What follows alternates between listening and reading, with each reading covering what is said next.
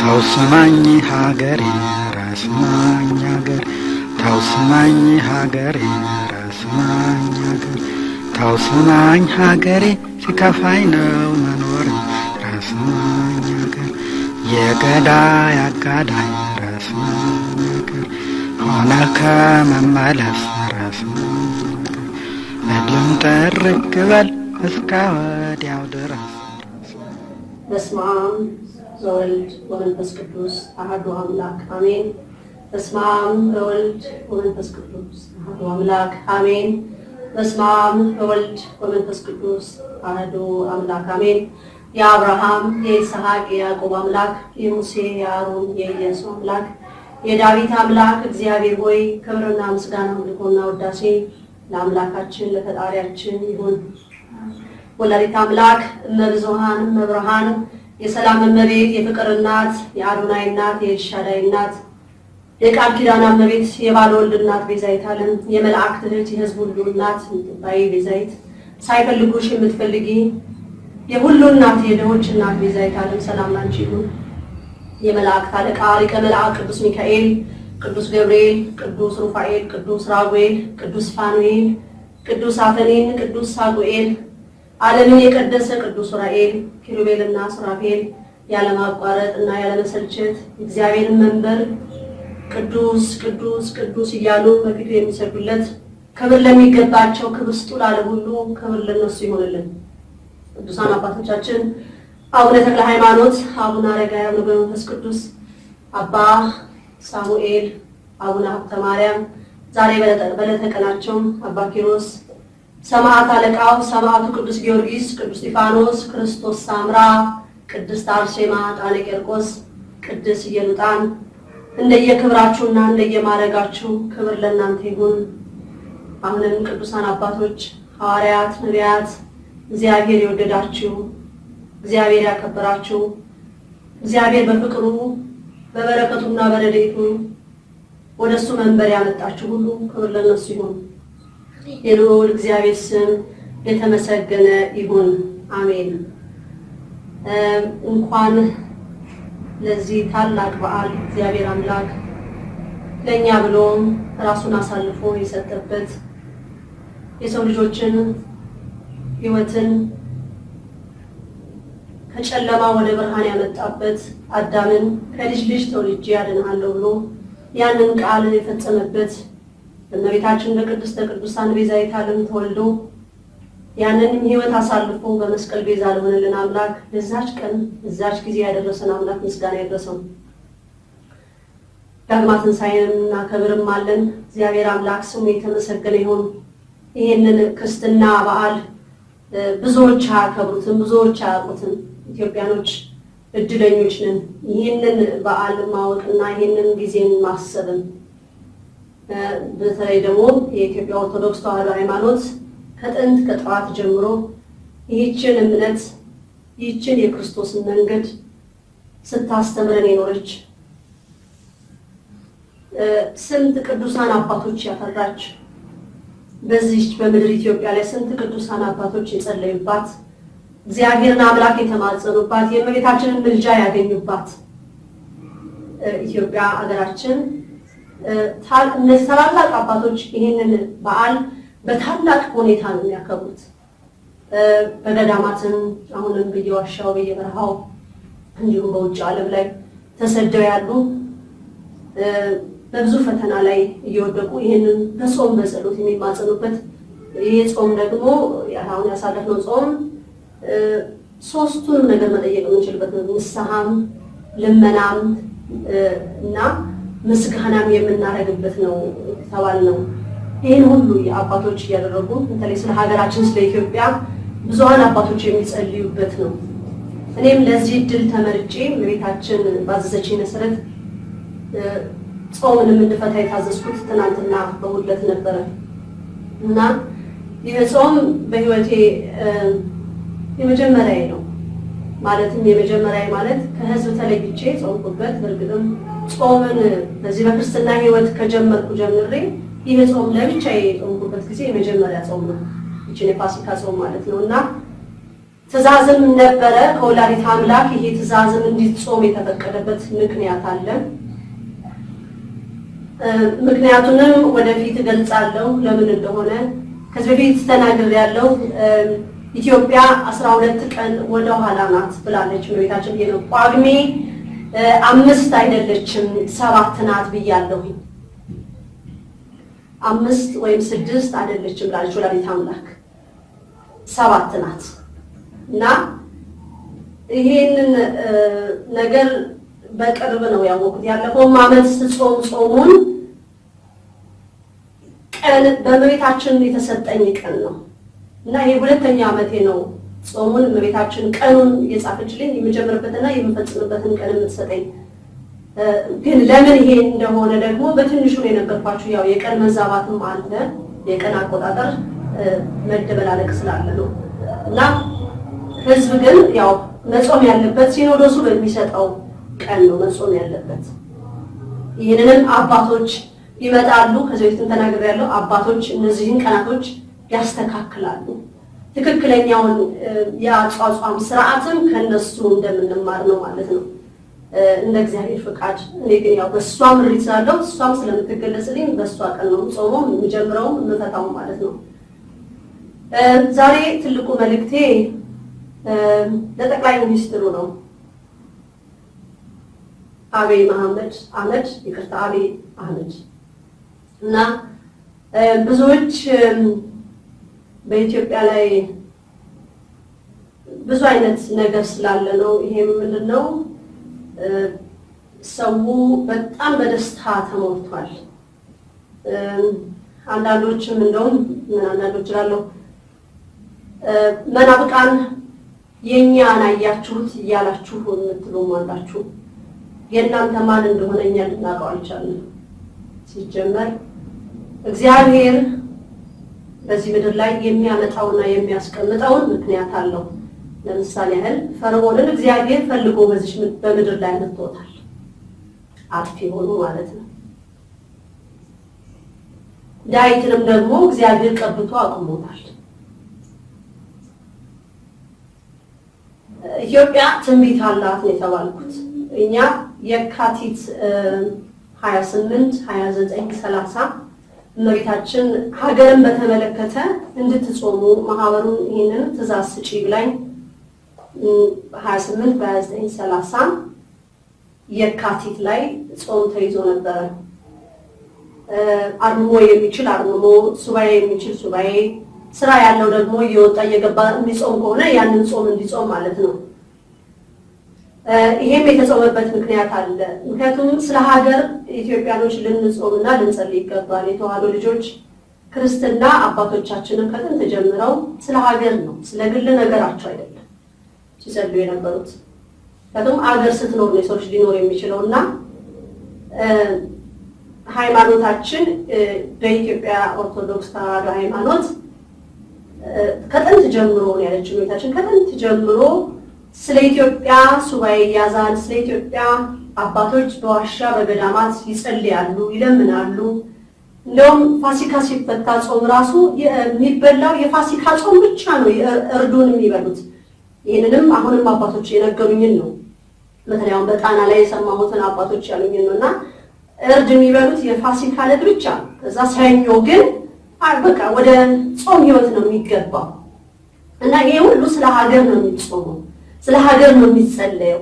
ዛሬ ስንቶቻችንን ስለ ሀገር የምንጸልይ? ዛሬ ስንቶቻችንን ቤተክርስቲያን ገብተን ሀገርሽን ተውሻት፣ አስራት ሀገርሽን ችላ አልሻት ብለን የምንል ምን ያህል ነን? በዚህ መልኩ እመቤታችን በሰጠችን ትእዛዝ መሰረት ማህበሩ በያሉበት አቅጣጫ ስልክ ተደውሎ ጸሎት እንዲይዙ ተጠይቆ ነበር። ሐሙስ ዕለት ማታ ልክ በ29 በባለ ወልድ ማታ ላይ ሐሙስ ዕለት ይሄ የካቲት ማለት ነው። ዓርብ ዕለት የምስጋና ቀን አድርጎ ጸሎታችሁ ተሰምቷል ብለሽ ያቸው ላይ የምስጋና ቀን ብቻ ነው ተብሎ በ30 በመጥምቀ ዮሐንስ ቀን የካቲት ላይ ምስጋና ብቻ አድርጉ እንዳትለምኑ በቃ ጸሎት ተሰምቷል ተብሎ መመሪያ ሰጠች። ከዛም በኋላ ላይ በእርግጥ ለማህበሩ ብዙም ፍንጭ አልሰጠውኝም። እመቤታችን ምንድን ነው ያለችው?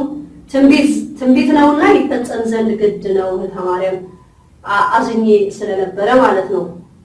ያዘንኩበትም ምክንያት ይመረጣል የተባለውን ነገር ስሰማ ማለት ነው። እግዚአብሔር አይበቃንም ወይ ፈተና በማለት እግዚአብሔር ግን አይዋሽም። እግዚአብሔር ቃሉ ነው። ኢትዮጵያ ላይ ትንቢት አለ። ብዙ ጊዜ ተረስተዋል። ዛሬ ኢትዮጵያኖች የውጭውን አይነት ፋሽን ይዘን ስለምንኖር የራሳችንን ታሪክ ስለረሳን መጽሐፍ ቅዱስ ከፍቶ የማንበብና በእግዚአብሔር ቃል ከመመራት ይልቅ በባለ ሀብቶች በነጮች በአንዳንድ አለን ኪሳችን ሙሉ ነው በሚሉ ወይ ተማሩ በሚባሉት በእነሱ ቃል ብድግ የምንል ይመስለናል። መልካም ነው በመልካም ከታሰበ ማለት ነው። ሰው በሰው የሚመካ የተረገመ ነው ይላል ቃሉ። ሰው ልጅ መመካት ያለበት በእግዚአብሔር ነው። ስለ አብይ አህመድ ምንድነው ራሱም የሚመልሰው ነገር ማለት ነው። እኔ በተሰጠኝ እግዚአብሔር በሰጠኝ ጸጋዬ ሰው ልጅ የሚያየውን አያለው። ማንኛውም ሰው ልጅ የሚያየውን ሌላ ደግሞ የማየው ምንድነው ሰው ልጅ የማያየውን ነገር ሲፈቀድልኝ እግዚአብሔር ከፈቀደ ማየት ትችያለሽ ተብዬ ስባል ከበስተጀርባው ወይም ደግሞ በአእምሮ ውስጥ ምን እንደሚያስብና ምን እንዳቀደ ከኋላ በስተጀርባው እነማን እንዳሉ የማየትን ፍቃድ ይሰጠኛል። ከዚህ በፊት ተናግሬያለሁ። 21 ዓመት ኢትዮጵያ ላይ መልእክት አስተላልፋለሁ። አይደለም ለኢትዮጵያ ሕዝብ ገና ለዓለም መንግስታት መልእክትን አስተላልፋለሁ። ማጥፊያ አይደለም፣ ህዝብን መመለሻ ነው። መንግስትንም ህዝብንም የዓለም መንግስታትንም ወደ እግዚአብሔር እንዲመጡ ነው። ምክንያቱም አውሬው አፉን ከፍቶ እየጠበቀ ነው የተባልኩት። የሲኦል በር ተከፍታለች ነው። ህዝብ ተሰልፏል ወደ ሲኦል የሚገባ።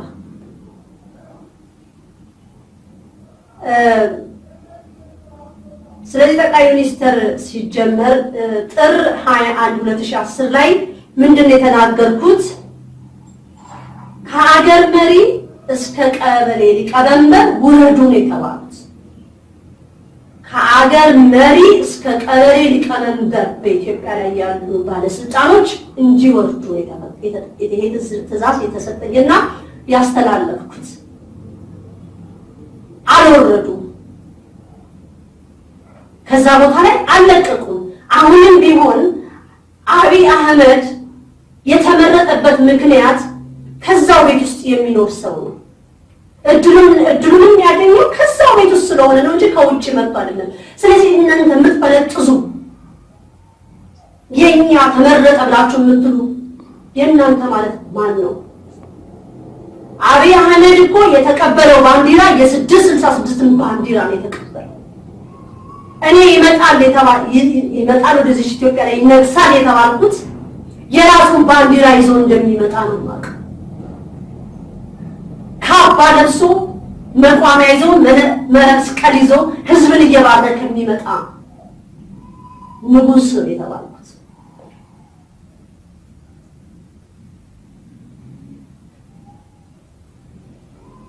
ህዝብን ሊሞላ ሳይሆን ለእግዚአብሔር ቃል ሊገባ የሚቆም መንግስት ነው የተባልኩት። ህዝብን በአፉ ሊያጣፍጥና ማር ሊያዘንብ ሳይሆን ለእግዚአብሔር ህዝብን ሊያዘጋጅ የሚመጣ መንግስት ነው ህዝብ መጠበቅ ያለበት። የኢትዮጵያ ህዝብ ጥቅሙን ብቻ የሚያይ ህዝብ ሆኗል። በአሁኑ ሰዓት መሬት ሸንሽኖ የሚሰጠውን የቀበሌ ካርታው የመሬት ካርታ የሚሰጠው እርሻ ቦታ የሚያሰፋለት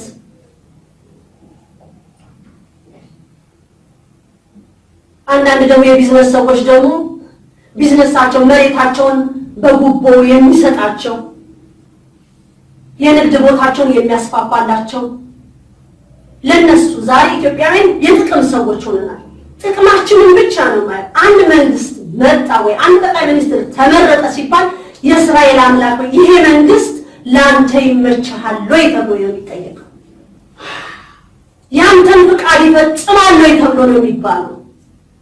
እስከ ዛሬ ድረስ ከአዳም ከመፈጠሩ ጀምሮ እስካሁን ድረስ የራሳችንን ምኞትና የራሳችንን ፍላጎት ስንፈጽም ነው።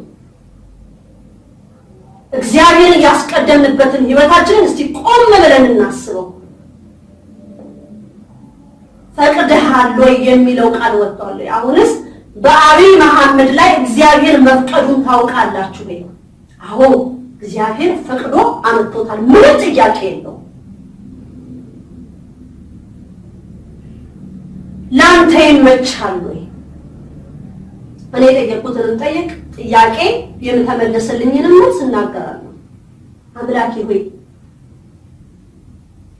አንተን ያረካል ወይ? አንተን ያስደስታል ወይ? ፍቃድ እግዚአብሔርን ይጨርሳል ወይ? ያንተን መንገድ ይከተላል ወይ? መልሱ በጭራሽ። እኛ ኢትዮጵያውያን አመፀኞች ነን። ዛሬ በየከተማው ላይ የምንወራወረው ድንጋይ፣ እርስ በርስ መመታታት፣ ንብረት ማውደም ይሄ ኢትዮጵያዊነት አይደለም። ይሄንን መንግስት ከዚህ በፊት ተናግሬያለሁ፣ አሁንም ደግመዋለሁ። በድብድብ በስድብ አታሸንፉት። ይሄንን መንግስት ለማንበርከክ ወደ እግዚአብሔር እግር ስር እንዲመጣ ለማድረግ መጾም፣ መጸለይ፣ መስገድ ነው። ዛሬ ስንቶቻችንን ጾም ተፈቶ በየስጋው ቤቱ በቁርጥ ስጋ እየተበላ ያለው? ስንቶቻችንን ካቲካላ ቤት ተቀምጠን ያለነው? ስንቶቻችንን ጠጃችን እየጠጣን ያለነው? ስንቶቻችንን ግብረ ሰዶም እየፈጸምን ያለነው? ስንቶቻችንን ዝሙት ቦታ ላይ ያለነው?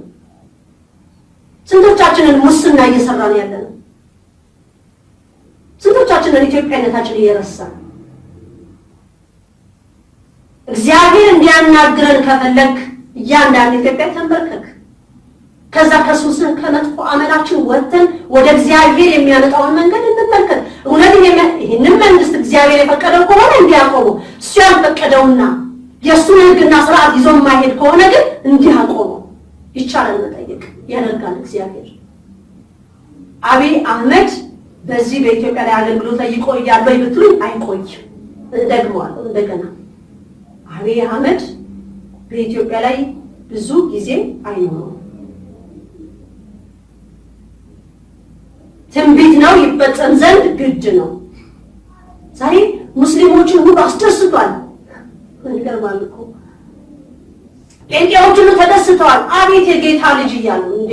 ጎንበስ ብላችሁ ጠይቁ። እውነተኛውን ጌታ ከያዛችሁ እናንተ አይናችሁ አይደል? ያንን የ666 ባንዲራ እኮ ነው የተረከበው።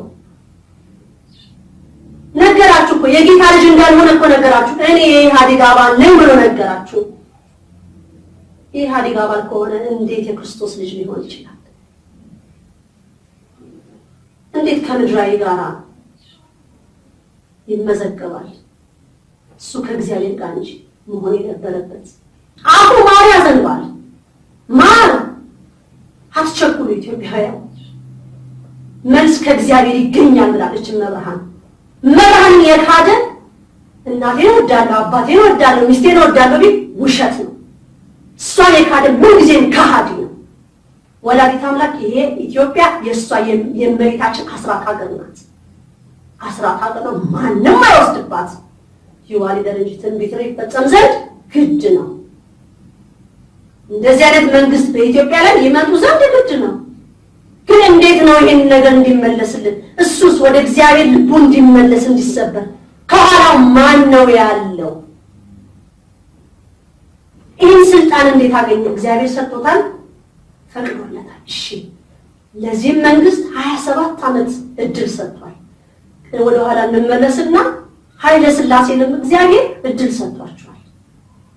ጌታችን ግን ተው ሲላቸው ነበር። በተለይ ወደ እንግሊዝ ሀገር ያደረጉትን ጉዞ ወይ ንግስት ኤልሳቤጥ ወደዚህ በመጣች ጊዜ እግዚአብሔር አልፈቀደም ነበር ያለችው መብርሃን ከህጉና ከስርዓቱ ውጭ ወጥተዋል። የኢትዮጵያ እድል ተጠናቆ የወጣው በኃይለ ሥላሴ ጊዜ ነው። የኢትዮጵያ ሞገሷ ተጠናቆ የወጣው በአጠቃላይ በኃይለ ሥላሴ ጊዜ ነው። የንግስናዋ ሞገስ የተዋህዶ ሃይማኖት ተጠራርጎ የወጣው እሳቸውን የካቶሊክን ሃይማኖት ለማስፋፋት አንድ ነገር ከስር ከኋላ ያሉ በሚስጥር ሁኔታ ሲያስፋፉ የነበሩ ናቸው። ይሄንንም እኔ ታሪክ አንብቤ አይደለም የደረስኩበት። እኔ ወላዲተ አምላክ በምትነግረኝ እንጂ ወላዲተ አምላክ ቤዛዊተ ዓለም በምትነግረኝ ሰው አይደለም እግዚአብሔር የአምላክ እናት የባለ ወልድ እናት በነገረችኝ። ከዛ ደግሞ ምን አደረጉ? ስዕላቸው እንዲሰገድላቸው ሁሉ ፈልገው ነበር። ቀጠለ። መንግስቱ ኃይለማርያም መጣ። ሌኒዝም ማርክሲዝም ብሎ ደግሞ ለጠፈና ለሱ እንድንሰግድ አደረገ። ይሄ ያለው መንግስት ደግሞ ማንን አመጣ? መለስ ዜናዊ ሲሞት የሱን ስዕል አመጣና ስገዱ ማለት ጀመረ።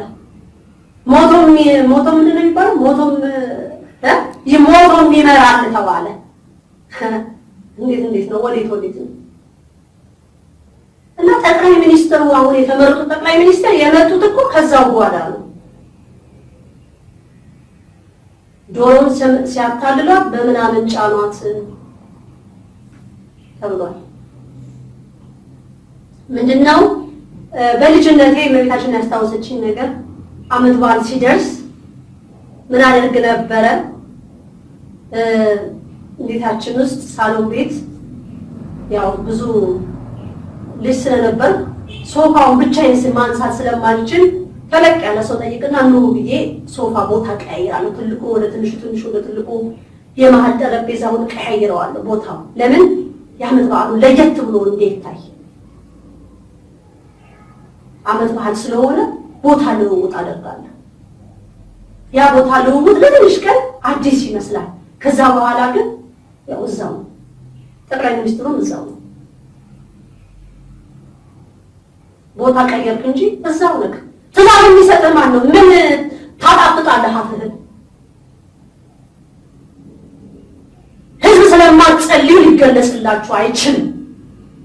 ስላልተንበረከክ አለቃዬ ነው ያለው። እያንዳንድ ቁርጥ ስጋህን እየበላህ ነው። ስንቱ ተርቦ መንገድ ላይ ወድቋል። እናት 3 ልጆቿን ይዛ በረንዳ ወድቃለች። የት አለ ኢትዮጵያውያን? አለ ሁሉም ለራሱ የምታስብ ህዝብ፣ ጥቅምህን የምታስብ ህዝብ፣ በ300 ብርና በ200 ብር የምትገዛ ህዝብ እኮ ነው ያለው። ኢትዮጵያዊነትን የረሳክ መሬት ተሸንሽኖ ቢሰጥህ አሳልፈህ ጓደኛህን የምንሰጥ ነው። እንዴት አርጎ አምላክ ይግለጽልክ?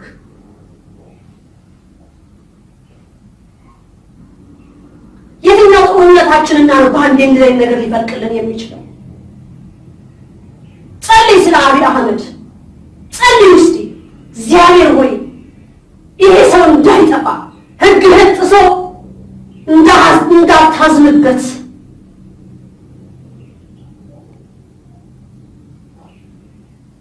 እንዳያስከፋ እያንዳንዳችሁ ስለራሳችሁ ጓዳ ዱቄቱን የሚሞላላችሁ ከሰሉን የሚሞላላችሁ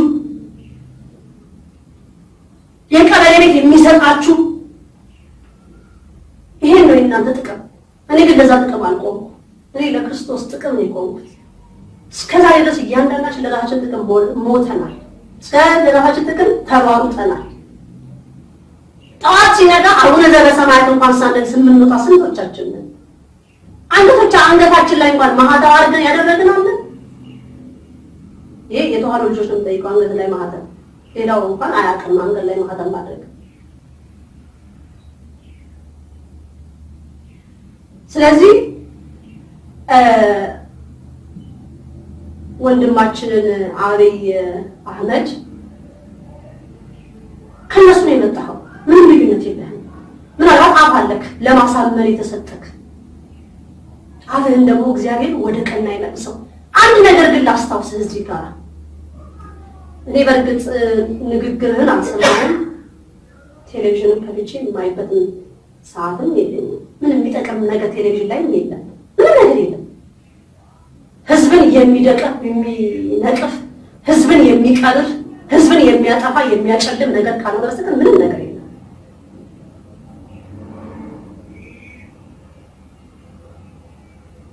ያልከው ንግግር ላይ ከተነገረኝ በኋላ እኔ በቤታችን ብለዋል አላለም ብዬ ጠይቃለሁ። ሰው ሊነግረኝ መብራን ይሄ ነገር ተውሏል አልተባለም ብለዋል። አንተ ልትናገረው ካሰብከው በላይ አንደበትህ ተናግሯል። ይሄንን እመን። ይሄንንም አንተ ውስጥ ህሊና ያውቀዋል። ልትናገረው ካሰብከው በላይ ተናግረሃል። ይህ እግዚአብሔር ስራ ነው።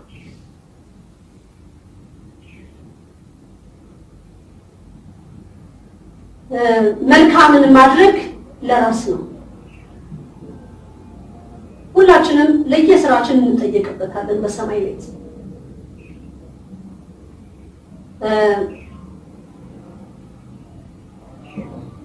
ይሄ የሃይማኖት ልዩነት በኢትዮጵያ ላይ መምጣቱ ያንን አንድ አደርጋለሁ የሚል አንድ ተነስቶ አያውቅም።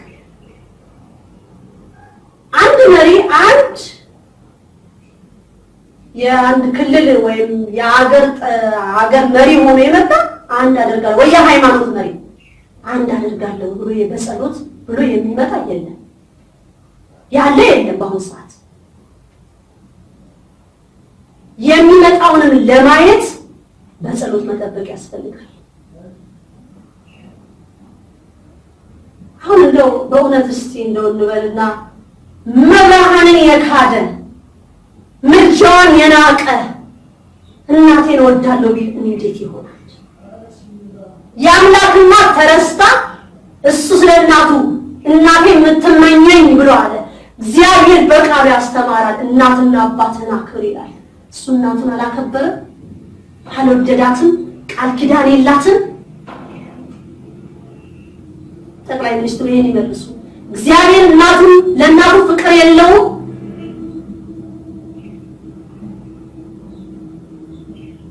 ጠቅላይ ሚኒስትሩ ስለ እናታቸው ብዙ ስላሉ ነው የእናት የምኞት። ጌታችን መድኃኒታችን ኢየሱስ ክርስቶስ ለአዳም ቃል የገባለትን ፈጽሟል። የእመቤታችን መወለድ ተወልዳ ከእሷ እንደሚወለድ ቃል ኪዳን አለ። አንተ እናትህን አክብረህ የአምላክህን እናት ግን አታስታውሳት። ስለዚህ እኔ በአንዱ በዚህ ጥያለሁ ማለት ነው።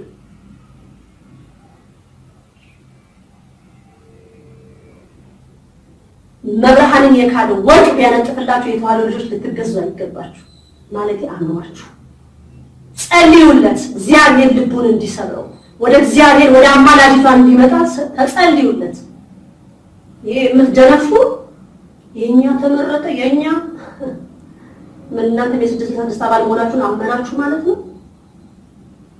መናብቃን የ666 አባል መሆናችሁስ እናንተስ አመናችሁ ማለት ነው።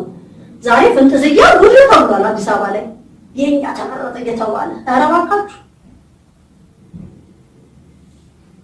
እኛ የተዋሕዶ ልጆች 666ን አውሬውን እንረግጥልሃለን። የአውሬ አገዛዝ አንፈልግ፣ በጸሎት እንጂ ምንኖር። እባብና ጊንጡን ትረግጡ ዘንድ ስልጣን ሰጥቻችኋለሁ ላለ ለድንግል ማርያም ልጅ ኃይልን ተማምነን ፍቅሩን ተገዝተን አምላክነቱን ተቀብለን ትእዛዙን ፈጽመን ለመኖር ጥላቻ የለንም እኛ።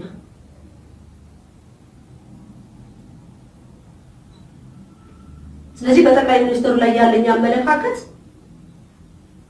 ወደ ወላዲተ አምላክ ተመለስ፣ ልብህ ይሰብር። ይችን ሀገር እውነተኛዋን ሀገር ሊያሳይ የሚችለው የእሷን ምልጃ ያዘ ብቻ ነው። በጸሎት የሚኖር ነው። ከበስተጀርባ ያሉትን እነማን ናቸው ብለን እስቲ እንከፋፍላቸው። ከበስተጀርባ ማን አለ? በእርግጥ መብርሃን እጇን ማንም እንዳይገባባት ሀገሯን እንዳይደበላልቁባት ይዛለች። ይሄ ጠቅላላ የዓለም ሕዝብ እንዲሰማ ኢትዮጵያ ላይ ቁጭ ብዬ አዲስ አበባ ላይ ቁጭ ብዬ ነው መልእክት ማስተላልፈው። ከበስተጀርባ ያሉ ሱፍ የለበሱ መጽሐፍ ቅዱስ ይዘው ኢየሱስ ጌታ ነው የሚለው ተዘጋጅተው የተቀመጡ አሉ። ባንተ ሊገቡ ማለት ነው። ሕዝብን ሲሰብከው የጌታ ልጅ ተመረጠ ሊባል የትኛውን ጌታ ነው? የድንግል ማርያም ልጅ ካልሆነ እናንተ የጨለማውን ኢየሱስ ነው የምታመልኩት። ስለዚህ ወደ ድንግል ማርያም ልጅ ተመለሱ። ከበስተጀርባ ያሉ ሱፍ የለበሱ እነዚህ ናቸው ያሉት። አንድ ይሄን ቦታ ተጠቅመው ሊገቡ። በሁለተኛ ሰልፍ ላይ ያሉት ነጮች ናቸው። ብር ይዘው ቆመዋል። ምን ሊያደርጉ ነው?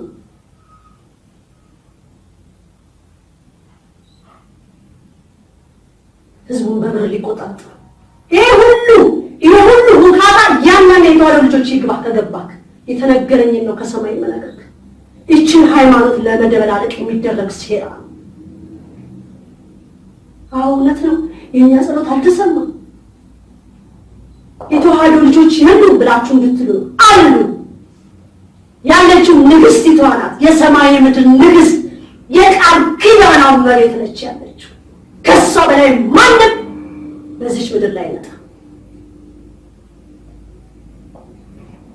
ከፈጣሪ በታች ናት ወላዲተ አምላክ። ቃል ኪዳን አላት። አስራት ሀገሬ ነው ብላ እሷ ነች የምትረከባት ይችን ሀገር። በእሷ ያመኑ ልጆች ከታች ይላላካሉ፣ ስራ ይሰራሉ። አቧራውን በጨርቅ ይጠርጋሉ፣ መሬቱን በመጥረጊያ ይጠርጋሉ፣ የደረቀውን ያነሳሉ፣ ውሃ የሚፈልገውን ውሃ ያጠጣሉ፣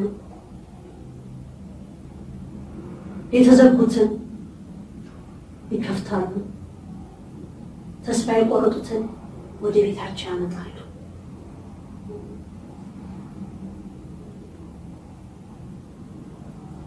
ዛሬ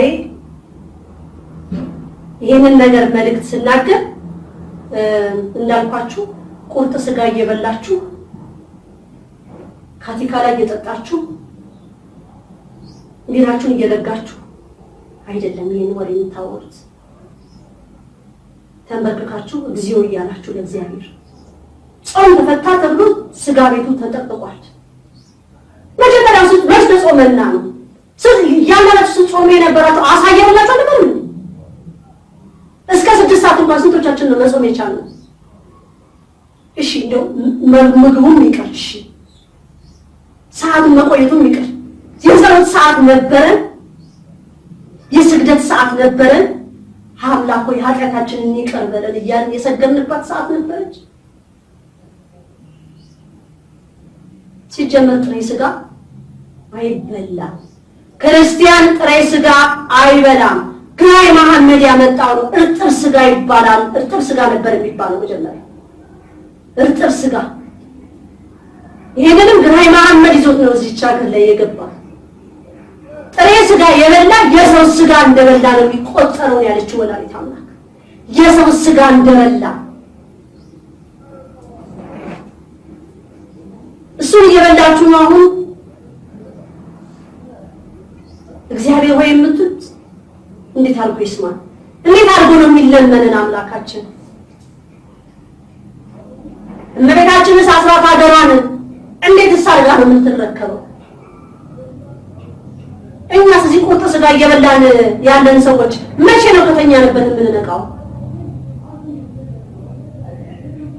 የፋሲካ በዓል ሲከበር በየጭፈራው ቤት የተገኘ ነው። ናይት ክለቦችስ በዘፈን የተሞሉ በእነ አስቴር አወቀ በእነ ቴዎድሮስ ካሳሁን ዘፈን የተጥለቀለቀው ይሄ ነው ክርስትና? በዚህ ነው የአብይ አህመድን መልእክት የምትሰሙት? ትክክለኛ የእሱን ነገር ማወቅ የምትችሉት ስትንበረከኩ ነው። ሁሉም ትተን ስንንበረከክ ለእግዚአብሔር ስንሰጥ ነው። እግዚአብሔር ደግሞ ሁሉን የሚገልጸው። እኔ ንጹህ አይደለሁም፣ አልነበርኩም፣ አይደለሁም፣ አልሆንም። እንደ አቅሜ ግን በታዘዝኩት እኔ ታዝዤ ነው። ይሄን ጠይቅ እየተባልኩ ነው የምጠይቀው። ይሄን አድርግ እየተባልኩ ነው የማደርገው። ህዝቡን አይተውን።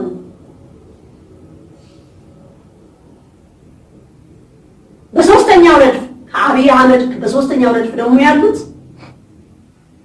መሳሪያ ታጣቂዎች ናቸው። መሳሪያ ታጠቁ አሉ። በሶስት ተከቧል። ከገባችሁ ይሄ ትርጉም ማለት ነው።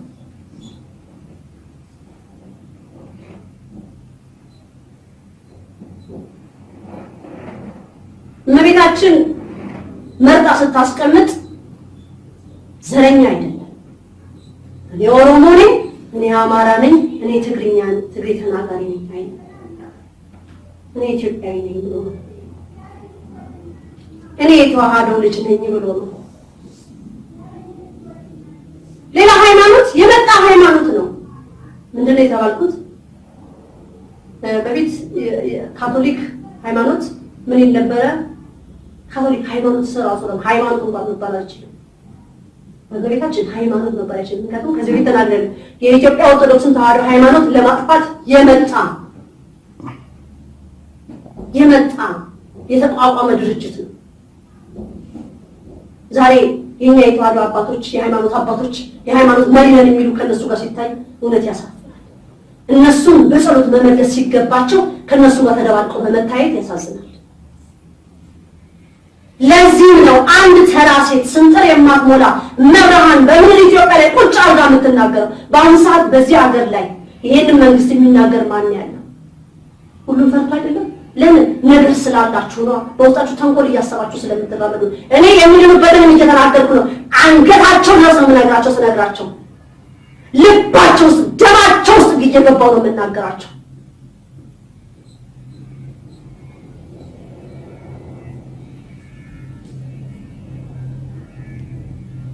ኢትዮጵያ የዓለም ብርሃን ናት። ያንን ብርሃን እንዴት ነው የምናየው? በስር ተከፋፍለን። አሁን ደግሞ ምንድነው መታወቂያ ወጣ ተባለ። መታወቂያ ኢትዮጵያዊ የሚል ወጣ። እንዴ ያ በሶስተኛ ደረጃ ልናስበው የሚገባው መጀመሪያ ኢትዮጵያዊ በኢትዮጵያነቱ ማመን ያለበት ጭንቅላቱ ላይ ነው። እዚህና እዚህ ላይ ነው። መታወቂያ ለቢሳ ትርጉም የለንም። አእምሮህ ላይ መዝግበው ኢትዮጵያዊነትህን ልብህ ላይ ማስቀምጠው። ከዛ በሶስተኛነት ይጻፍልሃል በሰው እጅ ጽሑፍ። እዚህ ጋር ግን በራስ ባመንክበት በምታያት በአገር ላይ በምታያት ኢትዮጵያዊ ማለት ፍቅር ማለት ነው። አንድነት ማለት ነው። መስማማት፣ መተሳሰብ፣ መተዛዘን ነው አለ። እስቲ በእያንዳንዳችን ልቦና ውስጥ ይሄ ጥያቄ ይጠየቅ። አለ ኢትዮጵያዊ? በኢትዮጵያ ውስጥ ኢትዮጵያዊ አለ ወይ ለሚለው ከዚህ በፊት የለም የሚል መልስ ሰጥቻለሁ ብያለሁ ለወላዲተ አምላክ። ዛሬ እኮ ምን አይነት መንግስት ያመጣብን እግዚአብሔር የልባችንን ክፋት አይቶ ነው። የልባችንን ምቀኝነት አይቶ ነው። እርስ በርስ ጨካኞች አረመኔዎች ስለሆነ እያስገደልን አይደል? እየገደልን እያስገደልን ያለው መንግስት ብር ይወረውርልሃል፣ አንተ ተፈጽመዋለህ። ሄደ 10 ብር ይወረወርልሃል። ያቺ 200 ብር አገኘ የከሌን ታሳስረዋለህ። እንዴት ነው ኢትዮጵያዊ? በመታወቂያ ላይ ያለው ኢትዮጵያዊነት የሚቀበለው በዚህ ውስጥ ዜሮ የሆነ ነው። እኔ 2008 ላይ ጣቢያ ታስሬ በዚህ በኳስ ሜዳ ጣቢያ ለፖሊሶች ጥያቄ ሲደረግልኝ ብሔርሽ እሷን በቤታችን ድንቅ ናት እኮ ብሔር ብለው ሲሉሽ ብሔር ኢትዮጵያዊ ነው ብለሽ ባያቸው ነው ያለች። ብሔርሽ ምንድነው? ያው እንትን አለ ፎርሙ ጥያቄው ላይ እዛ ላይ አለና ስሜን ጻፉ። ቃል የኔ ቃል ደግሞ ሲሰጥ አያቆምም። ምን ነው ይሄ መደባረቅና ነገር የለም። እዚህ የተናገርኩት ዘራቁጭ ነው። ምን ውሸት የለም። ምን ማንቆና የሚዋሸው እኔ የምፈራው የሰራዊት አምላክ የቀራንዮውን አምላክ የድንግል ማርያም ልጅ ነው የምፈራው።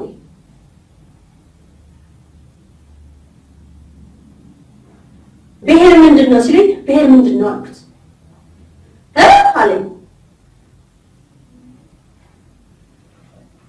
ብሔር ምንድነው? አዎ ብሔር ምንድነው አልኩት። ብሔርሽን አታውቂውም ማለት አይ አላውቅም እኔ ኢትዮጵያዊ ነኝ። ጭንቅላቱን ነቀነቀ። ከዛ ከዛ በስንተኛው ጊዜ ተፈታው። እንደገና ደግሞ ታሰርኩኝ።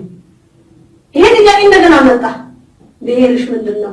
በጣም የሚገርመው አንዱ ፖሊስ ቃሌን ሲቀበል የነበረው የመጀመሪያ ጊዜ ታሰርኩኝ ጊዜ የነበረው ለሁለተኛ ጊዜ ታሰር መጣሽ ደግሞ አሁን ደግመሽ አንቺ በቃ አታርፊ ማለት ብሎ መጣና አጠገባቸው ቁጭ አለ። ቃል እየሰጠው እያለሁ ብሄርሽ ብሎ የኛው ጥያቄ ጠየቀኝ። ሲጠይቀኝ እባክህ እሷ ብሄሯን አታውቀውም ቆሽ ገላገለኛል። ሳልናገረው እሱ ሞለም እነሱ ራሳቸው ጨረሱልኝ ማለት ነው። ማንነቴ መጀመሪያ ነገርኩት ማለት ነው። ብሄሬ ኢትዮጵያዊት ነኝ።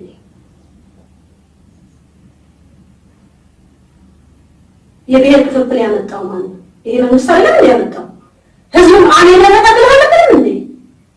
መሬት ስለሚሰጥክ እርሻ ቦታ ስለሚሰጥክ ዱቄትሽ ስለሚሞላልሽ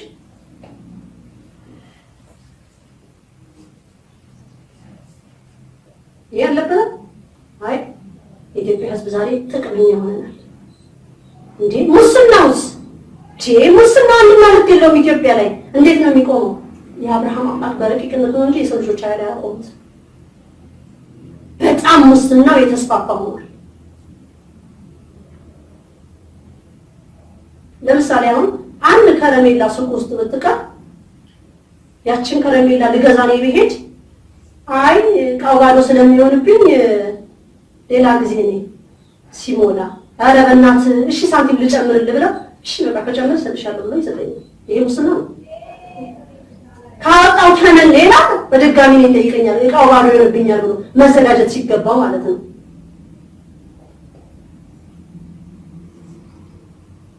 ነፃ ገበያ ተብሏል። ግፋችን ነፃ ገበያ ከተባለ ይሄ ራሱ እንድንጨካከን ያደረገ መንግስት ብቻ አይደለም፣ እኛ ራሳችን በኢትዮጵያነታችን ስለማናምን ነው። አንዳንድ ጊዜ እንደውም በብሄር በአክሰንታ በሚናገሩት አነጋገር ራሱ ዱቄት እንኳን እንደሚሰጣቸው ጤፍ እንኳን ያ ሰው ወይ አማራ ወይ ኦሮሞ ከሆነ ወይ ጉራጌ ከሆነ ያ የሚሸጠው ሌላ ብሄር ከሆነ የመጣው በጣም ያሳዝናል የሚደረገው ነገር። እግዚአብሔር ባበቀለው አረ ኢትዮጵያ ያለ እንዴ? አረ ኢትዮጵያኖች የለንም እኛ የለም በተግባር። አሁንም ይሄ መንግስት መነገር ያለበት ነገር ሲጀመር ስሙን መጥራት ይዘገንነኛል እኔ ሲጀመር። ምክንያቱም አሁን ስሙን እየቀያየረ ነው። አሁን ለምሳሌ ጣቃው አራዳል ሞቼ ሙጨ ዘሪጋ ምናምን የሚባለው አለ። አሁንም ይሄ መንግስት ስሙ እንደዛ አይነት ነው። ይሄ የሀገራችን የስም ልዩነት ነው። ወደ ውጭ ስትሄዱ ደግሞ ለየት ይላል ስማቸው። አሁን ይሄ 666ቱ ሀገራችን ላይ በባንዲራ ላይ ጸድቆ ያስቀመጠው አሁን የኢህአዴግ አባል ህወሓት ብሎ አስቀምጧቸዋል። ይሄም የአውሬው የስሙ አይነት ነው። ግን የኛው ኢትዮጵያኖች ናቸው፣ የኛው ወገኖች ናቸው። ያሳዝናል። እኔ እህተ ማርያም የምናገር ዛሬ ኢትዮጵያ ባለስልጣን ነኝ ብለህ የምትል በሙሉ ከላይ እስከታች ያለ በሙሉ በሚስጥሩ ላይ ተቀመጥኩ። ልንገርህ አንድ ነገር፣ በኢትዮጵያነታችሁ ታምናላችሁ እናንተ? ኢትዮጵያዊ ናችሁ እናንተ? ይህችን ሃይማኖት ለማድቀቅ የተዘጋጁ ምን ያህል እንዳሉ ታውቃላችሁ? በመሃላችሁ አሁን የሁሉ ሴራ የሁሉ መቀየር፣ ሱፍ እየቀያየራችሁ፣ ሸሚዝ እየቀያየራችሁ፣ ከረባት እየቀየራችሁ፣ አፍ እያጣፈጣችሁ እኛ ይሄን እናሟላለን ይሄን አታሟሉ። ውሸት ነው። ይሄ ከእውነት የራቀ ውሸት ነው። ትክክለኛውን ቀጥታውን የሚያጸዳ የአብርሃም አምላክ ነው። ይሄ የተደረማመሰው ነገር የሰው ልጅ ሊያጸዳው አይችልም። ኢትዮጵያ ላይ ዘመኑ ሰዓት የሆነው ነገር የሰው ኃይል አያጸዳውም። የእግዚአብሔር ተአምር ካልወረደ በስተቀር የእግዚአብሔር ኃይል በሰከንድ ውስጥ ይቀይረዋል። ህዝብ ለእግዚአብሔር መንበርከክ አለበት። ህዝብ ለእግዚአብሔር ልቡ መሰበር አለበት። እያንዳንዱ ይቅርታ ተጠያየቅ። ስንቱን ያሳሰርከው እያንዳንዱ፣ ስንቱን ያስገደልከው፣ ስንቱን ነው ያን ስንቱን ካርታ እየነጠቅክ ወደ ራስህ የለወጥክ፣ የስንቱን መኪና ላይ የነጠቅከው፣ የስንቱን ሀብት ነው ነጥቀን የወሰድክ? የስንት የሚኒስትር እንኳን የምትነጣጠቁ አላት አይደል? የባለስልጣን ውስጥ ይሄ ኢትዮጵያዊነት ነው። እግዚአብሔር ግን ማንኛውም ስልጣን እንደሰጠው ስልጣን ሰጥቷችሁ ነበር። አምኛለሁ። ይሄንን ግን አልፈጸማችሁ። ጥቅማችሁንና የራሳችሁን ጉሮሮ ስትሞሉ የነበራችሁ ናችሁ።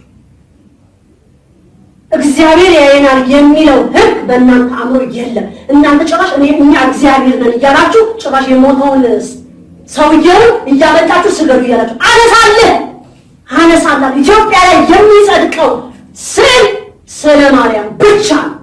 በቤተ መንግስት ውስጥ ስለ ማርያም ነው የምትቆሙ። የሞተ ሬሳ ፎቶግራፍ አይቆምም በኢትዮጵያ ላይ። ስለ ማርያም ወላዲተ አምላክ ቤዛዊተ ዓለም በቤተ መንግስት ውስጥ አርጌ አቁም የተባልኩት ስለ ማርያም ዋና በየቦታ ላይ ወደድሽም ጠላሽ የኢትዮጵያ ሕዝብ ዛሬ ሙስሊሙን፣ ጴንጤውን፣ ጆሮውን፣ ምንሁን፣ ጠንቋዩን፣ ወለሉ የፈለከውን የውሸት ደግሞ አስመሳይ ኦርቶዶክሶች አላችሁ፣ ጠላቶች አላችሁ። ንግስቲቷ ነች የምትቆም። እኔ ንግስቲቷ ማርያም ነኝ። ተመረጥኳ። እንግዲህ ወላችሁ ባልቅሱ እበት ወደ ራስ ስትመለስ በተረጋጋ መንፈስ አናግርሃለሁ አንድ በአንድ። እኔ የሚያረጋጋ መንፈስ ይዤ ነው ከንግስቲቷ ስለተሰጠኝ ስለፈቀደ የአብርሃም አምላክ ስለፈቀደ። ህዝብ ተሰዷል። ህዝብ ዛሬ እንዴ የራሳችሁን ብቻ ይጓዳችሁን አትዩ እንጂ ስንት አምሩን ስቶ እድሉ ተወስዶ በየበረንዳው ላይ ጫት በጫት ሆኗል እኮ ኢትዮጵያ።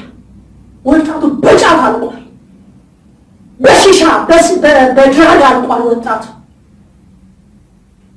ህዝብ እኮ ወዶ አይደለም የቴዲ አፍሮ ዘፈን የሚፈልገው።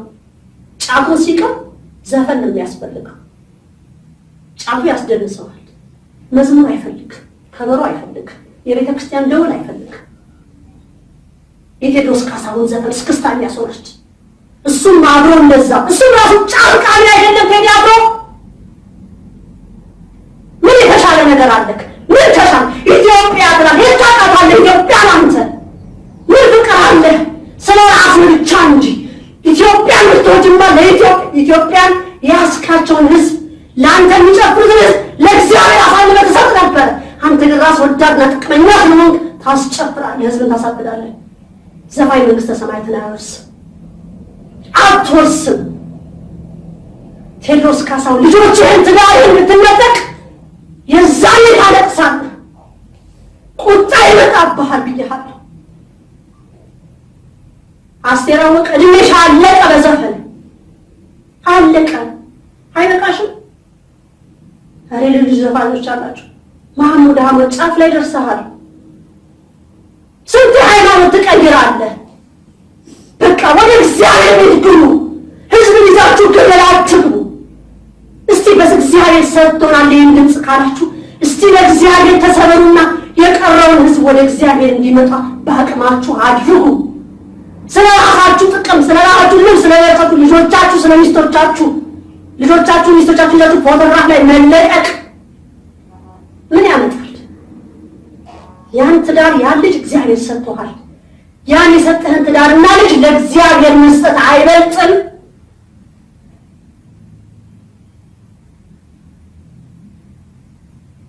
በእግዚአብሔር ፍቅር መገዛት አይሻልህም? ይሄ ነው ኢትዮጵያዊነት። መንግስት የመረረ ነገር አመጣል። እኛ የመረረውን ነገር በጸሎት ማጣፈጥ እንችላለን። መንግስትም የሚድንበትን እኛም ድነን ወደ እግዚአብሔር ፍርድ እግዚአብሔር ይሰጣል። ፍርዱ እኛ አይደለም፣ እግዚአብሔር በሰዓቱ ይሰጣል። ሁላችን ይችን 200 ብር እየበላ ከሊስትሮ ጀምሮ አባል የሆናችሁ ስንቶቻችሁ ናችሁ?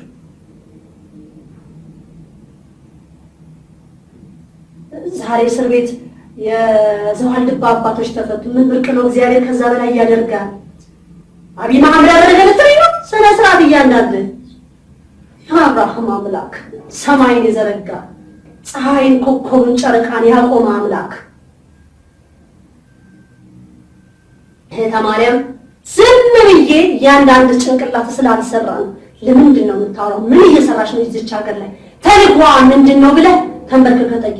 የጠቀማ ሄደክ ምንድን ነው ቀበሌ ወይም ደግሞ ምንድን ነው ውጭ ጉዳይ ሄደህ ለምትጠይቀው ውጭ ጉዳይ ሚኒስቴር ስለኔ አይነግርህም።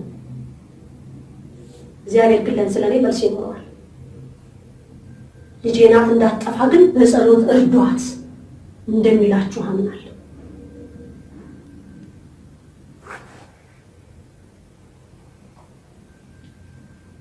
አብይ መሐመድ የአገልግሎት ጊዜ ብዙ ይላል። እንደሚመረጥ እናውቃለን። እሱ እንደሚፈለግ እናውቅ። ጌታ መርጦታል። የትኛው ጌታ? ጸሎት አድርጓ እናንተ እውነተኛውን የድንግል ማርያም ልጅ ከያዛችሁ መልስ አላችሁ። ካልሆነ ግን የጨለመው ኢየሱስ አጨልሞ ነገሩን ያሳያችኋል። እግዚአብሔር ለሚያመጣው ነገር ሁሉ በሱ ፈቃድ ነው የሚመጣው። አንድ ሰው እዚህ ምድር ላይ ሲመጣ ፈቅዳል። ግን ያ የፈቀደው ነገር አንተን ያስደስታል ወይ ብሎ መጠየቅ፣ አንተን ያረካሃል ወይ የእስራኤል አምላክ? ምክንያቱም እሱን ያረካ ህዝቡን ያረካል። ህዝቡን ያርክቶ ግን ወደ ሰማይ የለም፣ ከላይ ወደ ታች እንጂ ከታች ወደ ላይ አይሰራም። አሁንም አብይ አህመድ የሚሰራው ስራ ህዝቡን የሚል ነገር ነው። ኧረ አይሰራም። አዲስ ምዕራፍ መገባት ያለበት ነገር አሁን ልቀቁ የተባላችሁት እንጂ ቦታ ተሸጋሸጉ አልተባላችሁ። ልቀቁ። ቦታውን የሚወርስ ሰው አለ። ለቀቃቁ እንጂ ማን እንደሆነ መናገር ጊዜውን ጠብቄ እናገራለሁ። መሬታችን ቤተ መንግስት ገብታ ሚያዝያ 3 ላይ የባታ ማርያም ላይ የተማሪያ ማስጥቼ ጨርሻለሁ። አንድ ማሳየሽ ቦታ አለ ብዬ እኔ እዚህ ተንበርክኬ ነው ቀጥታ ቤተ መንግስትን ማያት። ቤተ መንግስት ላይ የቆሙት መሳሪያ ቸክለው እንደዚህ ቆማ በጣም ያሳዝኑኛል። እኔ ስንት ሄዳችሁ ወጥቻለሁ እኮ እዛ ስንት ሄዳችሁ ወጥቻለሁ ቤተ መንግስት ላይ መሳሪያ ይዘው ሲቆሙ ሳያቸው እውነት ያሳዝኑኛል። ጠላትን በመሳሪያ አታገኘው በጸሎት እንጂ አንተ ላይ ያደበጠውን አጋንንት በመሳሪያ አታገኘው፣ በጸሎት ግን ታገኘዋለህ። ይህ መንግስት አሁንም ደግማለሁ ከዚህ በፊት የተናገርኩትን ነገር ይህ መንግስት በታሪክ ወላዲተ አምላክ ብለዋለች። ያለፈውን ቪዲዮ ላይ ተናግሬያለሁ። ይሄ ቁጥር 15 ቪዲዮ ላይ ነው የምናገር ያለሁት። ይህ መንግስት በታሪክ የመጀመሪያ ህዝብን ለመግዛት ህዝብን ለመቆጣጠር መተት ተጠቅሟል። እያንዳንድሽ ላይ ጠቅላላ ጦሩ ላይ ፖሊስም ላይ ተቆጣጥረዋል። በተቆጣጠረበት መንገድ መተት እግዚኦ የእስራኤል አምላክ ማንም አልቀረው። ማንም የትግራይ ህዝብ አልቀረው። ማንንም አልቀረው። በቁጥጥር ስር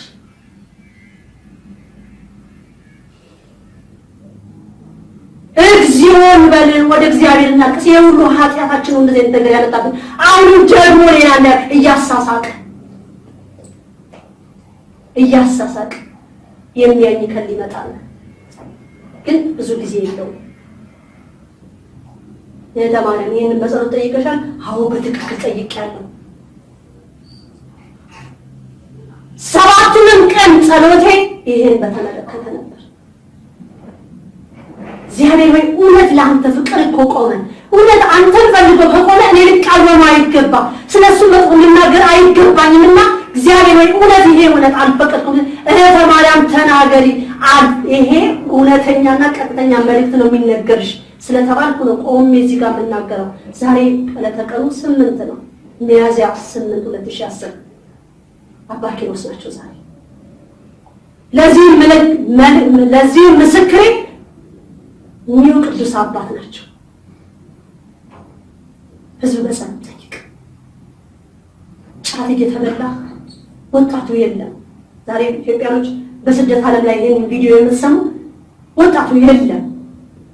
ይሄ መንግስት ድቅቅ አድርጎ ሊጨርስ ተዘጋጅቷል።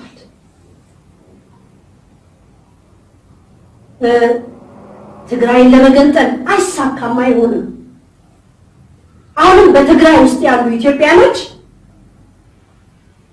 መንግስት የሚሰራውን ስራ የማይወዱ እጅግ ብዙ አሉ። የማይወዱትን ግን እየኮረኮሙ ያስቀምጣቸዋል ያሉት። እሱን የሚደግፉትን ብር በደንብ ያጎርሳቸዋል። እውነት ያ ብር አንተ ኪስ ውስጥ ገባ? እውነት ይጠቅምሃል? አንተ እውነት ቤት ይሰራልሻል? ያ የተሰራው ፎቅ እኮ ይፈርሳል፣ ይደረመሳል። ነገ እኮ አንቺ ታሪክ ላይ ትጻፊያለሽ። ሀገሯን ሸጣ ነው ትባያለሽ። የትግራይ ህዝብ አልቅሱ ተብላችኋል። የነነዌ ህዝብ ነብዩ ዮናስ ተልኮ ነበር አይደል? ለ3 ቀን ሱባኤ ህዝቡ እንዲይዝ እግዚአብሔር እንደተከፋ እንዳዘነ አሁንም አልቅሱ። በስማችሁ እየተነገደ ነው ያለው። የእስራኤል አምላክ ማረን ብላችሁ አልቅሱ። ቁጣ አለ በትግራይ ላይ፣ ቁጣ አለ።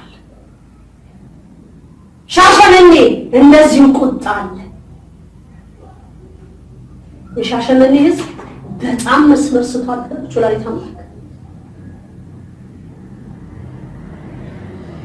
የሃይማኖት መሪዎች በጭራሽ እዛ አይሄዱም። የኛ ሃይማኖት አማላይ እንደው ሲጀምር አሉን እንዴ? ተሳስቼ ነው ቪዲዮ ይጠንጠን እንዴ? እንደገና የሉ የሃይማኖት መሪ የሚባል የለንም እኛ። ቢኖርማ ይሄን ሁሉ የጠፋውን ህዝብ ይመልሱ ነበር። ወጣቶች አዲሱ በየመንገዱ ላይ ተዘርግቷል። ሻሸመኔ ህዝቡ አልቋል። ጋንጃውን እያጨሰ በሃይማኖት ተበታትኗል።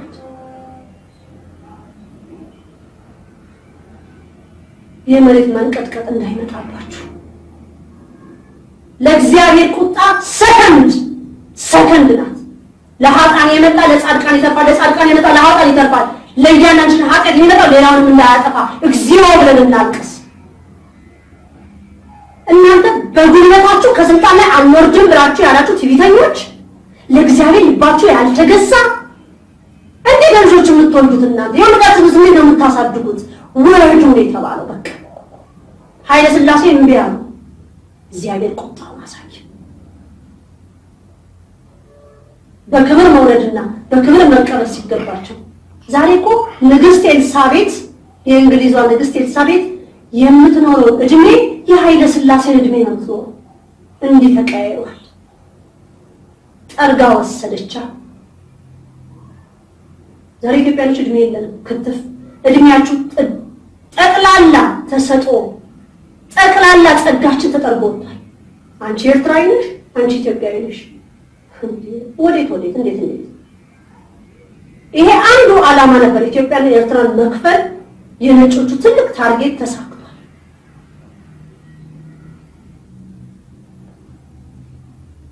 ከዚህ ተናገረ ኢሳያስ አፈወርቂ ወደድ ፈለገ አልፈለገም መረጠ አልመረጠ እመቤታችን ዞር ከተባለ ሰዓቱን ጠብቆ እግዚአብሔር እኮ ትንፋሹን ቀጥ ያደርገዋል።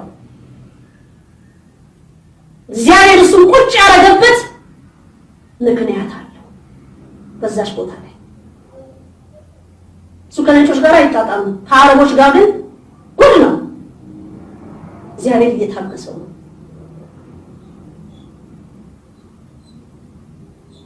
እግዚአብሔር ተንኮል ሲሰሩ አንዳንድ ሰዎች ተንኮል በሚሰሩት በዛ ሰዓት እመቤታችን አለች፣ በዛ ተንኮላቸው ህዝብ ከጸለየ እግዚአብሔር ወደ ጥሩ ነገር ይቀየረዋል። ግን ዛሬ አንድ ሰው ተንኮል ሲያስብ እኛ ጭራሽ መልሰን ተንኮል ነው የምናስበው። ወይ እሱንም አይልፋው እሷንም አይልፋት ጌታ። ኧረ ክርስቲያን እንደዚህ አይደል። ስለዚህ የተዋህዶ ልጆች ትነቁ እንደሆነ ንቁ። ከሌ ተመረጠ አይደለም።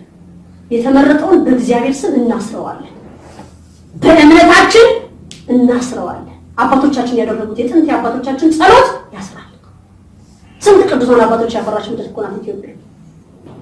ዛሬ መናፍቅ መጣና መንግስት አገሪቷን ያዘበላችሁ እንዳትጨነቁ፣ መጨነቅ አያስፈልግም፣ ተስፋ መቁረጥ አያስፈልግም። በእግዚአብሔር ደስ ይበላችሁ። ይሄን ፈተና እንለፍ። ይሄንንም የተቀመጠው መንግስት እግዚአብሔር ልቦና ሰጥቶ በሰላም እንዲወርድ ያድርግልን። በኃይልና በጉልበት አይሰራም። ስለዚህ አሁን የተቀመጠው ዘዴ ደግሞ ምንድነው? በአፍ ማር ማዝነብ። እኔ የምስላት ኢትዮጵያ አራ እኛም ፈልግም ሰው የምስላት ኢትዮጵያ በጭራሽ አንፈልግም። እኛ የምንፈልገው እግዚአብሔር አምላክ የሚስላትን ኢትዮጵያ ነው የሚያስፈልገን። በአሁኑ ሰዓት ሰው የሳላትማ ደረማመሰል ነው ደረማመሰል። መለሰ ዜናዊ የሳላት ስዕል፣ መንግስቱ የሳላት ስዕል፣ ኃይለ ሥላሴ የሳላት ስዕል፣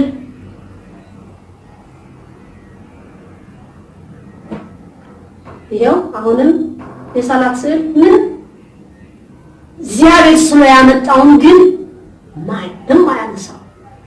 እሱ የሚስለው ከዚህ ይገባል። ጥቅምን ብቻ አይደለም ማየት። ለኔ ብቻ ይሆናል፣ ለኔ ብቻ ይሳካል የሚለውን አስተሳሰባችን ልናወጣ ይገባል። አሁንም እግዚአብሔር ስሙ የተመሰገነ ይሁን። እኔ ይሄንን ነገር ስናገር በሙሉ እርካታ፣ በሙሉ ደስታ፣ በሙሉ ፍቅር ሆኜ ነው የምናገረው። ይሄን የሞላኝን አምላክ እግዚአብሔር እንደየልባችን አይቶ እንደሱ ፍቃድ እንደኛ ሳይሆን እንደ አምላክ ፍቃድ ይሙላልን ልባችንን። ውስጣችን የጎደለውን መሙላት የሚችል እግዚአብሔር ነው። አሁንም ህዝብ ያሰበውን ሳይሆን እግዚአብሔር አምላክ ለህዝቡ ያሰበውን ይስጠን።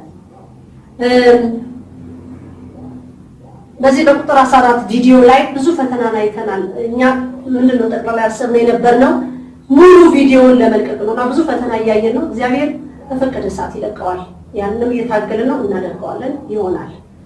ይሄንን ቀጥታ ቁጥር 15 ቪዲዮ የሚሄድ ስላለብኝ ነው። ቁጥሮቹም እየቀጠሉ ስለሚሄዱ እንደ ክርስቶስ ፍቃድ ግን እየረቀቀ እየጠበቀ መልእክቱ እጅግ እንዴት እንደምለው አላውቅም እየተስፋፋ ማቆሚያ እንደሌለው እየታወቀ ይመጣል።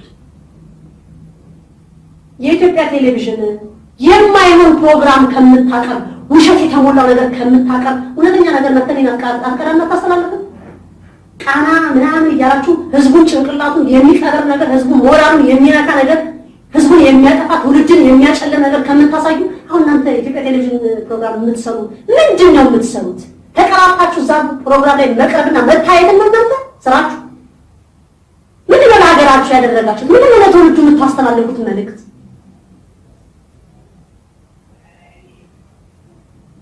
ኢትዮጵያዊነት ነው የምታስተላልፉት? እኔ አላየሁም ሲጀመር ቴሌቪዥኑ ግን መብርሃን በሁሉ ነገር እያዘነችበት ነው።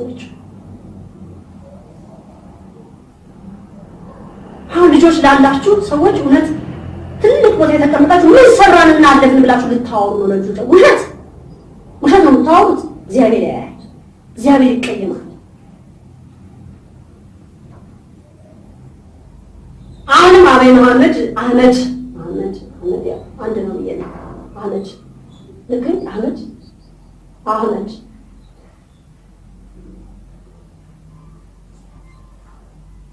ኢትዮጵያ የመሬታችን አስራት ሀገር ናት።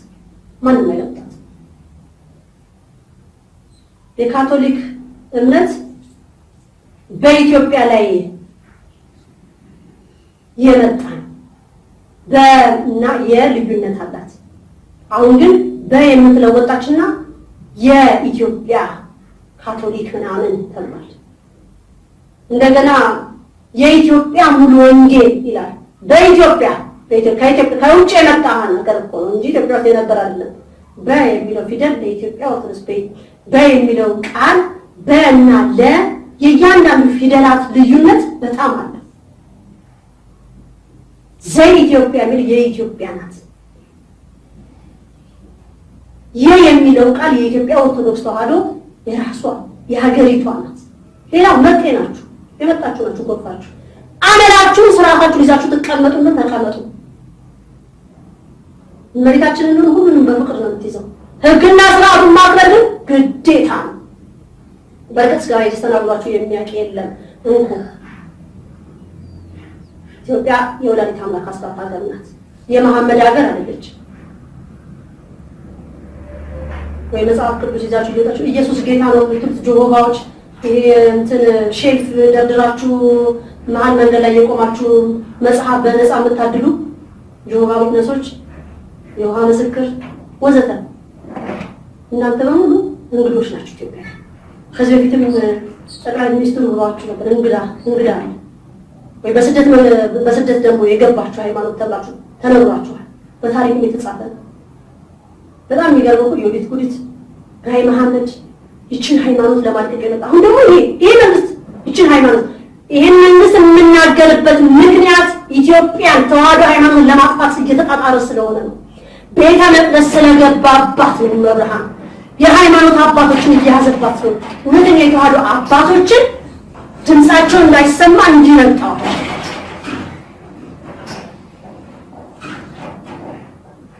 እውነተኛ የተዋህዶ ስብከት የሚማሩትን ከሀገር ውጡና እዛ አስተምሩ ተብለው እየተገፉ ነው። እኔ አልወጣም እስከ መጨረሻው እግዚአብሔር እስከፈቀደልኝ ሰዓት ድረስ እኖራለሁ። አሁን ይሄ መጨረሻ ቪዲዮ አጠቃላይ ምንድን ነው? ህዝብ የያዝከውን ሃይማኖት እወቅ። ገንዘብ ስለሚሰጥ አይደለም ይሄን ሃይማኖት መያዝ ያለብን፣ ወይ ልብስ ተገዝቶ ስለሚሰጣችሁ አይደለም። አንዱ ምን አለ? ሱፍ ለብሶ አዳራሽ ላይ ኢየሱስ ጌታ ነው እያለ ሰግድ ቪዛ አሜሪካን አገር ሊሄድ ጠይቄ አለ። ባንዴ ተሰጠኛል። የጌታ ጌታ ያችሁ የተሳካልኛል። እሺ ቀጠለ ደግሞ ሌላ ሱማ መጀመሪያም አዘጋጅተው ልክ ነው። የኢትዮጵያ ህዝብ የውጪ ነገር ያጓጓዋል። የራሳችንን ነገር ሳና የውጪ ናፍቀናል። ከዛ ቀጠለ ደግሞ ምን አለ? ጌታ ነገረኝ አለ። ምን እንደነገረው አዳምጡ።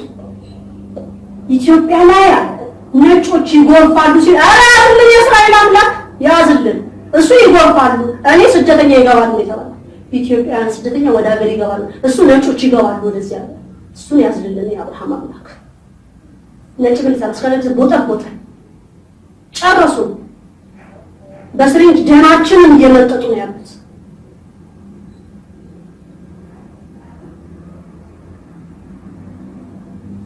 እኔ ስደተኛ ወደ ሀገሩ ይግባ ነው የተባልኩት።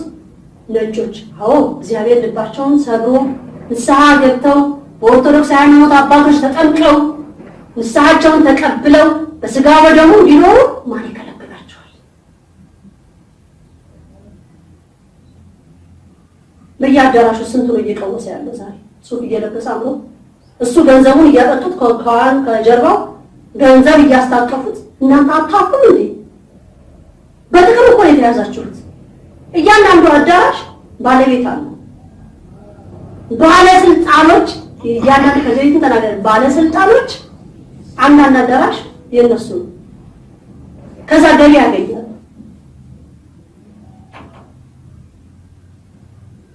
እግዚአብሔር ይታረቅ። መሬታችን አስራት ሀገሯን አትለቅ፣ አትልፉ፣ አትድከሙ ለማጥፋት ይችን ሀገር ይችን ሃይማኖት የተዘጋጃችሁ ይችን ሃይማኖት ላይ አይናችሁ ያተኮራችሁ እናንተ ምዝች ሃይማኖት ላይ ያተኮራችሁ እኔም በተሰጠኝ ጸጋ እናንተ ላይ አይኔ ጥያለሁ። እናንተ ለክፉ ነው የጣላችሁት፣ እኔ ግን ለመልካም አይናችሁ አይኔን እናንተ ላይ ጥያለሁ። በተሰጠኝ ነገር የትም ቦታ ተደረቅና ተቀመጥ። ራሷን ንግስት ይፋኖች የምትናገር ለተማሪም ኢትዮጵያ ላይ እንዲገብተዋል። ዛሬ ቻይና ሸራተራን መርካቶ በቁጥጥር ስር ኢትዮጵያኖች ምንም ስራ እንዳይሰሩ እነሱ በቁጥጥር ስር አውጥተዋል ቦታው። ቻይና በሁለተኛ ዜጋ ነው ኢትዮጵያ ላይ ያለው አይደለም። ምንድነው የተባለው? በሁለተኛ አይደለም በአንደኛ። ከዛ ማንደው ቱርክ ሶስተኛ ኢትዮጵያ ነው የተባለው። ጊዜው ይሄ ሁሉ ያመጣው ማን ነው? እኛ ኢትዮጵያኖች ናቸው ነበር። የኛን ጥላቻ ስላሉ የኛን ዛሬ ኢትዮጵያውያን ቻይና የበላውን መብላት የምንፈልግ አሜሪካዊ የተናገረውን እንግሊዝኛ መናገር የምንፈልግ ቢዮንሴ ያደረገችውን አርቲፊሻል ፀጉር ማድረግ የምንፈልግ ሪሃና ያደረገችውን ቀሚስ ማድረግ የምንፈልግ የፀጉር አቆራረጥ ማድረግ የምንፈልግ ነን እንጂ በኢትዮጵያነታችን የምንኮራ አይደለም። ወይ በኢትዮጵያነታችን እንኳን ያለንን ለብሰን የምንታይ አይደለም። ባለባበሴ እንኳን ስንቶቻችሁ ናችሁ ስትናገሩኝ የነበራችሁት? ለምን እንደዚህ ለበሰች? ለምን ተለብሰው ዘንጥ ኢትዮጵያዊነትን የሚያሳየው ይሄ ከምንም ላይ ደግሞ ተዋህዶ ሃይማኖት እኔ የኩሯ የተዋህዶ ልጅ ነኝ። እናንተ የማን ናችሁ? ግን በተግባር መፈጸም ዛሬ ቤተክርስቲያኗ ጡንቻችሁን እያሳያችሁ የምትገቡ አለባበሳችሁን እያሳያችሁ የተቀዳደደ የ6 ሱሪ እየለበሳችሁ ቤተክርስቲያን የምትገቡ በማንኛውም ሰዓት ቤተክርስቲያን ሲገባ ወንድም ሆነ ሴት ነጠላ ሳይለብስ መግባት አይችልም።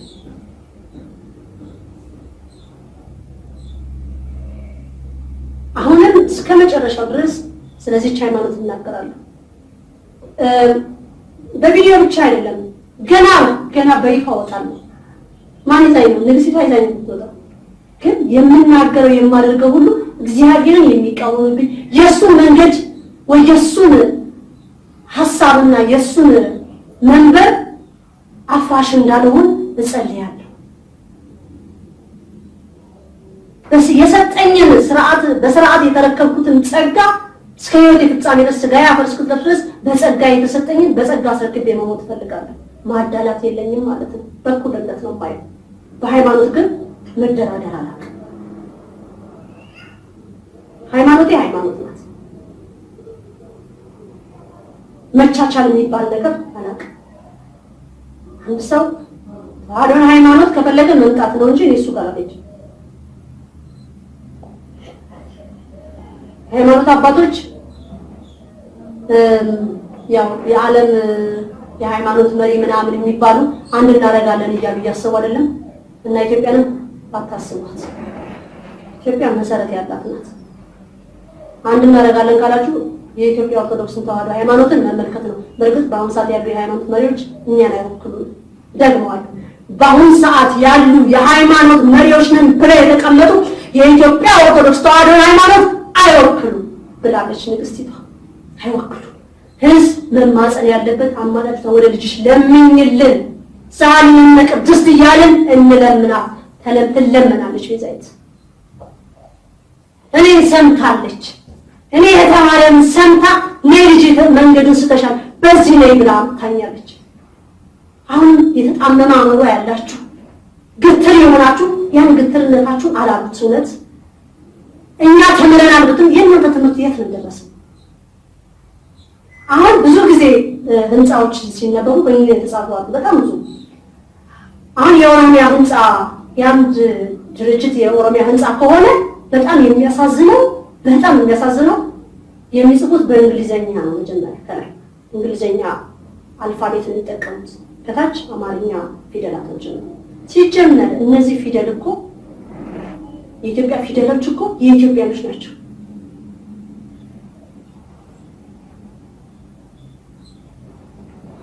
ለምንድን ነው የኦሮሞ ህዝብ በኢትዮጵያነት አያለን እንዴ? ጥያቄ።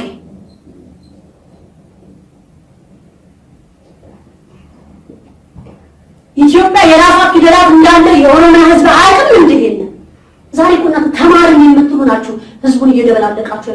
የዋውን በገጠር ያለውን ህዝብ የምትደበላልቁት እናንተ ተማርን ብላችሁ የምትሉ ናችሁ። ግን ዜሮ ናችሁ።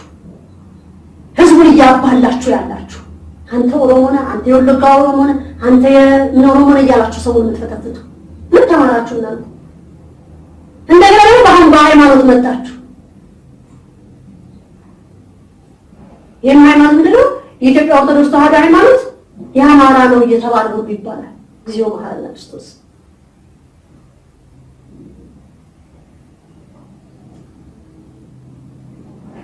ሚካኤል ቤተክርስቲያን ሚካኤል ካለ ይሄ የኤርትራ ሚካኤል ነው ይባላል። ይሄ የኢትዮጵያ ሚካኤል ነው። ስነ ስርዓት ከዚህ ተናግሬያለሁ። እግዚአብሔር አይፈቅድልንም። መልአኩ አንድ መልአክ ነው። ቤተክርስቲያን አንድ ቤተክርስቲያን ናት። ሁሉንም በእምነት የጸናውን ትቀበላለች። በእምነት የጠፋውን ታስተምራለች። የወደቀውን እንዲነሳ ትገስጻለች፣ ትሰበስባለች። የኢትዮጵያ ኦርቶዶክስ ተዋህዶ ሃይማኖት የአማራ ነው እንደዚህ አይነት ነገር የለም። ይሄ ከእግዚአብሔር ጋር ትጣላላችሁ። ተዋህዶ ሃይማኖት ከጥንት ከጠዋት የእነ ተክለ ሃይማኖት ሀገር ናት። እኔ የምመኛት ኢትዮጵያ የክርስቶስ ሳምራ ሀገር ነው። ክርስቶስ ሳምራ በታሪክ እውነት እግዚአብሔር እኮ ብሏታል። ከዚህ በፊት የጠየቀኝ የለም እንዳንቺ ያለ የሚጠይቀኝ የማይኖርም ያላት አጋንንትን አውሬውን ከእግዚአብሔር ጋር ታስታርቅ ድንቅ እናት ናት። ይችን የመሰለችና በኢትዮጵያ ላይ እናታችን ክርስቶስ ሳምራ በኢትዮጵያ ኢትዮጵያዊቷ አምላክን ያናገረች ሰይጣንን በፍቅሯ ልታሸንፍ የመጣች የክርስቶስ ሳምራ አገር ናት። ተዋሕዶ ሃይማኖት ያቺ ናት። ተክለ ሃይማኖት በአንድ እግራቸው የቆሙባት ጸሎት ያደረጉባት ሀገር ናት። አማራ፣ ኦሮሞ፣ ትግሬ ብላችሁ ምትሉ።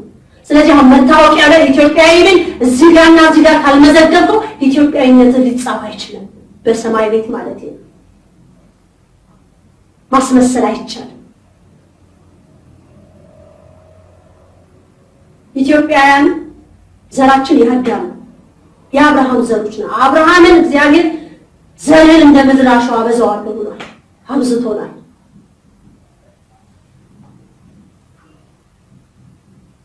ኢትዮጵያዊነታችንን በወረቀት ላይ ለምናስመሰክረው ልጅ ልጆቻችንንም ታሪክ ስንናገር ይሄ የኦሮሚያ ክልል ነው፣ ይሄ የአማራ ክልል፣ ይሄ የትግራይ ክልል ነው፣ ይሄ ጉራጌ ክልል ነው፣ ይሄ ወላይታ ነው አይባልም። ኢትዮጵያ ናት።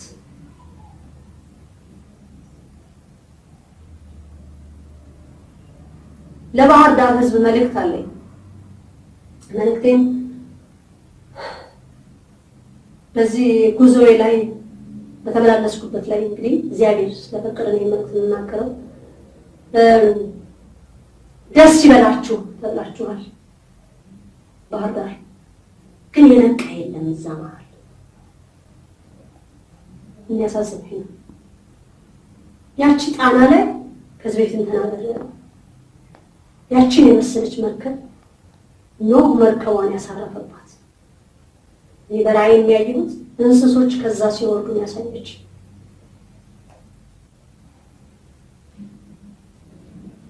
እና አባቶች ምን አሉኝ? የተማሪያም ኖህ እኮ የተቀበረበት ቦታ ጎንደር ላይ ነው ሲሉ እመቤታችን ደግሞ አይ አይደለም ማለች። ቦታ ሰጠች፣ ነገረችኝ ቦታ።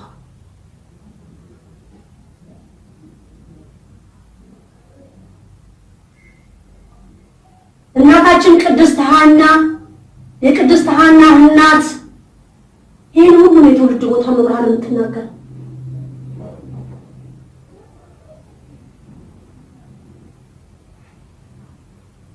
ካስደሰተኝ አንዱ ጣና ላይ በጣም የመሰጠኝ እዛ ልክ በ19 የገብርኤል ዕለት ነው ጠቅላይ ሚኒስትሩ ተመረጠ ተብሎ በሰተለው የተነገረኝና እዛ ሀይቁ ላይ ያሉ ጠቅላላ ሌላ ሃይማኖት የለም። እዛ ከኢትዮጵያ ኦርቶዶክስ ተዋሕዶ ሃይማኖት ሌላ የለም እና የሁላችሁ ጠቅላይ ሚኒስትር እኮ ተመረጠ ተብሎ ሲነገራቸው እዛው ከኛው ማህበር መሀል ሲነገራቸው ምንድን ነው ያሉት መሰላችሁ? ማህተባችሁ በጥሱ የሚል ብቻ መንግስት እንዳይመጣብን አሉ። በጣም ደነገጥኩ። ማህተባችሁን በጥሱ የሚለን መንግስት ብቻ እንዳይመጣ አሉ። ስንቶቻችን ነው የምንለው ዛሬ? ስንቶቻችን ማህተባችንን በጥሰን ሰው ሀገር ላይ ይሄድ?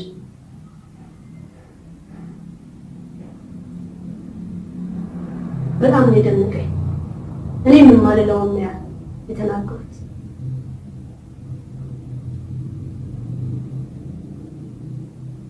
ምን አይነት ኢትዮጵያ ቢበዛ ምን አለበት?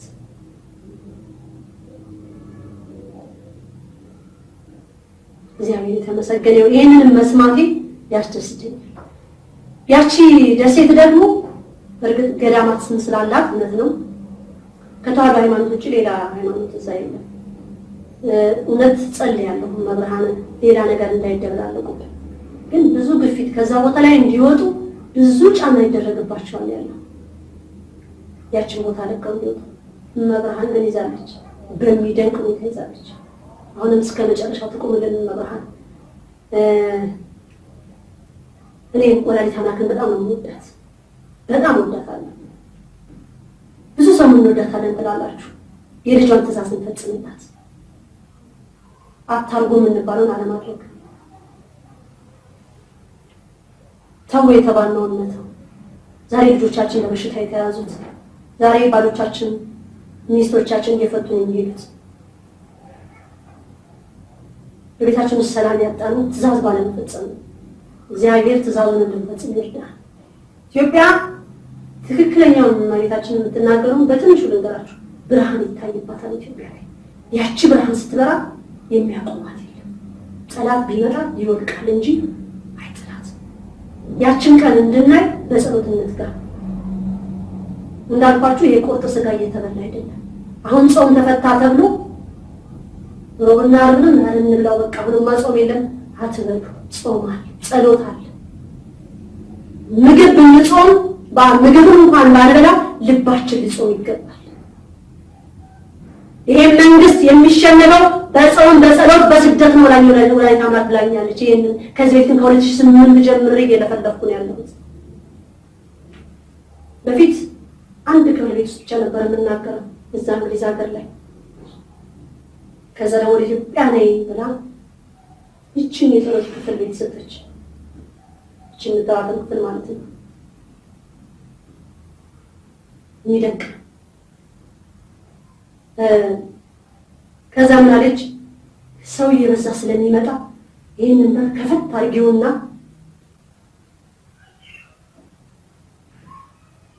ይሄን በር ከፈት አድርጊውና ህዝብ ስለሚበዛ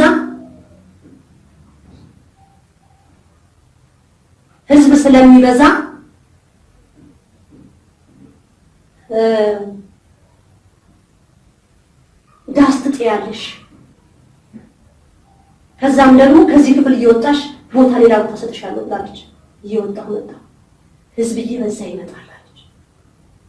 በቪዲዮ ላይ በቪዲዮ አልቀረጸም። 2007 2007 ላይ በጭራሽ በቪዲዮ ተቀርጫለሁ። 2008 ላይ መጨረሻ ላይ ግን ሰኔ 15 እና ሰኔ 22 ቪዲዮ ተቀርጫለሁ። ያ ቪዲዮ ነው ቁጥር 1 እና ቁጥር 2 ነው የተለቀቀው።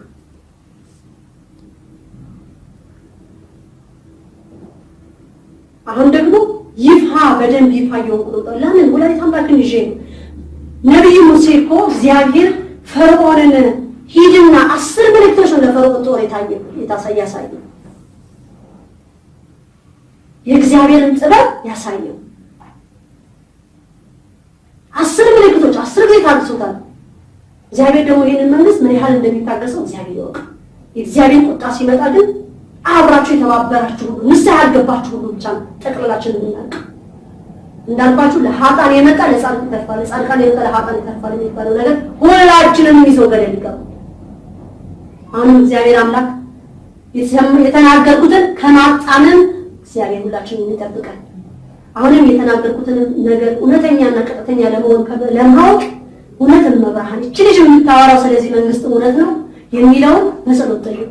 አሁንም ጾም 55 ቀን በቃ ጾም መብላት ነው ብላችሁ በየጭፈራው በየዘፈን ቤቱ ሄዱ ትርጉም የለውም። መልሳና መጣ ኢትዮጵያ ነው ማልቀስ። ኢትዮጵያ ምን ላይ ተባልኩት አንድ ስራ ያለኝ ኢትዮጵያ በምጥ ላይ ናት ያለችው። እንዴት ነው ምን ትገጫለች ሲሉኝ እውነት ነው።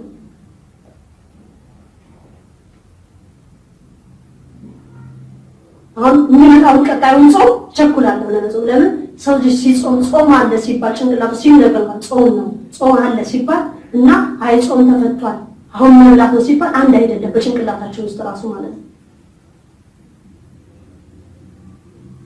የሰኔን ጾም መጪውን የሰኔን ጾም ሌላም ጾም ቀደም ብለን የምንጾመውን ጾም እግዚአብሔር ያዘጋጀን ሁላችንን መጾም አለበት። የእመቤታችን የስደቷን ጾም ካልጾመ ማንም ክርስቲያናውን ሊያውቅ አይችልም። የቄስ ጾም ነው፣ የእናቶች ጾም ነው፣ የመነኩሴ ጾም ነው አይባልም። ጾም ነው፣ መጾም አለብን። ያጠነክረናል፣ ያበረታናል፣ ከእግዚአብሔር ጋር ያለውን ድልድይ ያበረታዋል። ጾም ከእግዚአብሔር ጋር ያገናኛል። አፋችን ውስጥ የሚገባውን ብቻ ሳይሆን አፋችንን የሚወጣውን ጾም ያስፈልገዋል። ውሏችንን ጾም ያስፈልገዋል። ጭፈራ ቤት እየተዋለ ፖለቲካ ሬዲዮን እያዳመጣችሁ ከሌን ይበለው ከሌን ታው ከሌን እንደዚህ ያሉ ያላችሁ አይሆንም። አሁንም እስር ቤት ተዘጋ፣ እስር ቤት ከእንትና ወጣ፣ ይሄ እግዚአብሔር ስራ ነው። ከኔን ያደረገው ብላችሁ የምትሉት ነገር ተሳስታችኋል። እኔ እግዚአብሔር ብቻ እንደሚያደርግ ነው። እኔ ወላሂ ሞኝና ወረቀት የያዘውን አይለቅም ተብሏል። እኔም እንደሞኝ አስቡኝ። እግዚአብሔር የነገረኝ ይዤዋለሁ፣ አለቀው። ልጄን ያደረገው አይለች ልጇን ያደረገው አለቀ። ከሊኮ ብር ከፍሎ ወጣ። እግዚአብሔር ምን ታጋሽ መሆኑን ተምሬያለሁ በዚህ ህይወት። እናንተስ ምን ያህል ተማራችሁ? ከዚህ በኋላስ ያለው የክርስትና ህይወታችን ምን ይመስላል? ኢትዮጵያዊነታችን ምን ይመስላል? ማር ያዘንቡ ወይ ለስድብ ቢመጡ እኛ መውደቅ የለብንም። በእግዚአብሔር ቃል አጥንታችንን ደም ስራችንን ሊቆም ይገባል። ብዙ መምህራኖች አሉ በየአቅጣጫው መልስ እየሰጡ በተለያየ ነገር አሉ። ያበርታልን፣ እነሱን ለእውነት ያቆምልን። አሁን እስከ መጨረሻው የአገልግሎት ጊዜያቸውን ያበርታልን። ሌላው በሃይማኖት የጠፉ በዚህ ተዋህዶ ሃይማኖት የነበሩ ናቸው። መምህር በጋሻው ስለሱ ምንለው ምንድነው? ወደ ቤት ተመለስ። ያስከው ህዝብ ያንተ አይደለም፣ የእግዚአብሔር ናቸው። ለእግዚአብሔር ስጥ። የወላዲተ አምላክን ምልጃ ነጥቀሃል። እግዚአብሔር ይቅር ይልሃል። ወደ ቤት ተመለስ። ኃይለኝነት አለብህ። በእርግጥም የማስተማር ጸጋ እግዚአብሔር ሰጥቷል። ይሄንን ክደት የለውም። ግን አጣመምከው ትምህርት ጭንቅላት ውስጥ አጣመህ አንደበት ውስጥም እያጣመምከው። መልእክቴ ሁሉ በእግዚአብሔር ዓይን የታየ ይሁን ይላል። ከቱም በእግዚአብሔር ቤት ያስጠይቃል፣ በሰማይ ቤት ያስጠይቃል። ህዝብ የእግዚአብሔር ነው። ያንን ህዝብ መንጠቅ ወይም ደግሞ እነሱን ይዞ ገደል መግባት ያስጠይቃል። አንድ ነፍስ ናት። የብዙሃን ነፍስ ግን የብዙ ሰዎች አለክ። ወደ ቤት ተመለስ። እግዚአብሔር ያስተማርካቸውን የትምህርት ዘመናት ከዚህ በፊት የነበሩትን አስታውሳቸው። ስለ ቤዛዊተ ዓለም የተነገርከውና የመሰከርከውን አስበው። ግትር ትሆናለህ። ግትርም ነው ባህሪህ። እነዛ ተማምነህባቸው የነበሩት በዛን ሰዓት ላይ እነሱ ከዚህ ዓለም በሞት ተለዩ።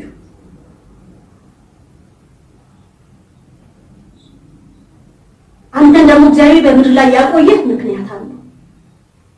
ስለዚህ ስለ ወደ ቀድሞ ኦርቶዶክስ ተዋህዶ ሃይማኖት ግባ። ይቅርታ ጠይቅ። መጀመሪያ እግዚአብሔር ነው ይቅርታ የሚጠይቀው፣ የሰው ልጅ አይደለም።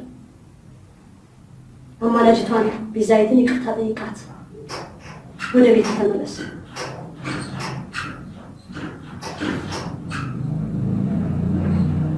ቀጣዩ ሳሙኤል ነው ስሙ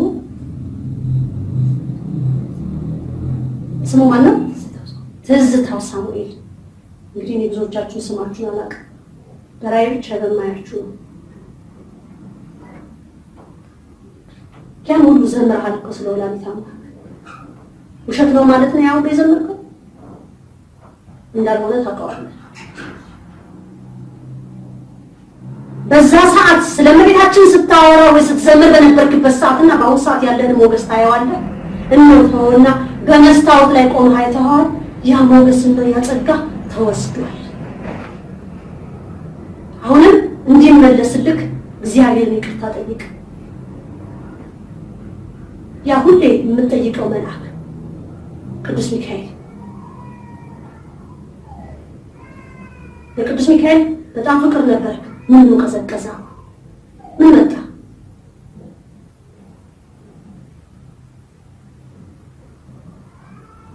ወደ ቤት ተመለስ። ምርትነሽ የሃይማኖቱን መሪ አይደለም ይቅርታ የምትጠይቅ። መጀመሪያ እግዚአብሔር ነሽ። ውስጥሽ አልረካ ይቅርታ በመጠየቅሽ ውስጥሽ አልረካ። ምክንያቱም አምላክ እስራኤልን ይቅርታ ጠይቂ። ምክንያቱም ያደረግሽው ነገር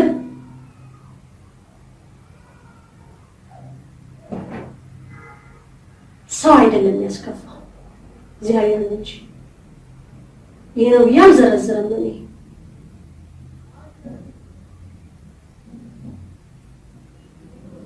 መጠየቅ ያለበት የአብርሃም አምላክ ነው። ሱባኤ ያዥ 3 ቀን ተብለሻል። በሱባኤ ጠይቂ መልስን ታገኛለሽ ተብለሻል። መልሳ ህዝብ ላይ ለመምጣት በፍርሃት ውስጥ ነች ያለችው።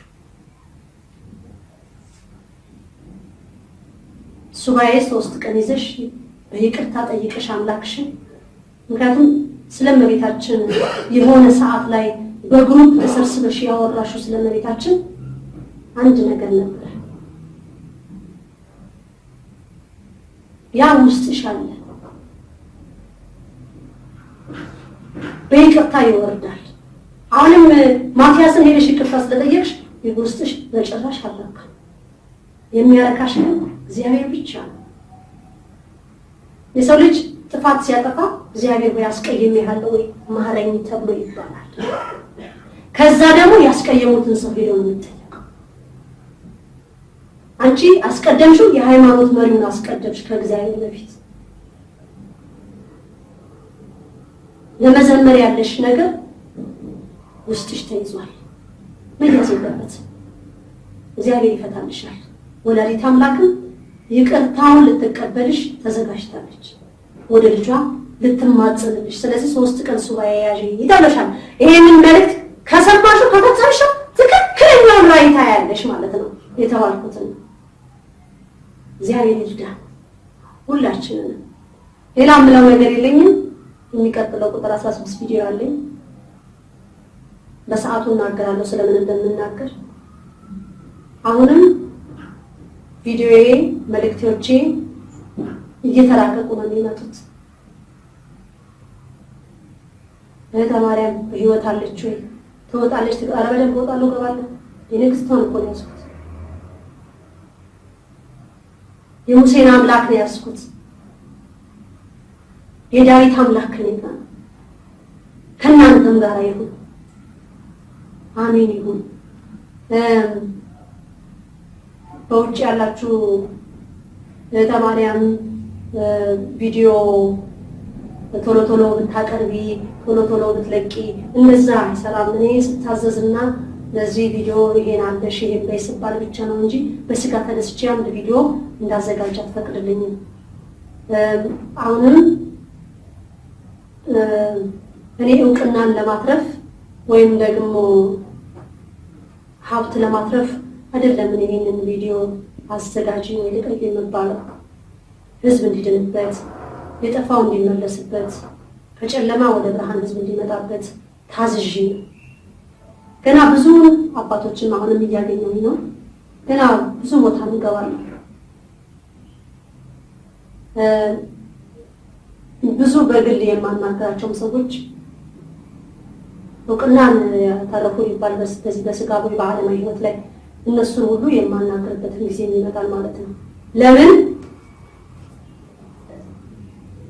የነሱ የህዝብ ብዛት የያዙት ህዝብ እነዚህ ሰዎች ሰዓታቸው እየደረሰ ስለመጣ ከዚህ ዓለም በሞት የሚሰናበቱበት ሰዓት እየደረሰ ስለመጣ ቅጣቱ በሰማይ ላይ እንዳይመጣ መብርሃን እነዚህ ሰዎች ቶሎ ከነዚህ ነገር ላይ ይላቀቁልኝ በማለት የምትሰጠኝ መልእክት እነዚህ ሰዎች በዚህ ምድር ላይ ቶሎ እንዲላቀቁ የያዙትን ህዝብ ለቀው ለእግዚአብሔር እንዲያስረክቡ ማለት እነሱ በንስሐ ጸድተው ይቅርታን እግዚአብሔር ጠይቀው እንዲመጡ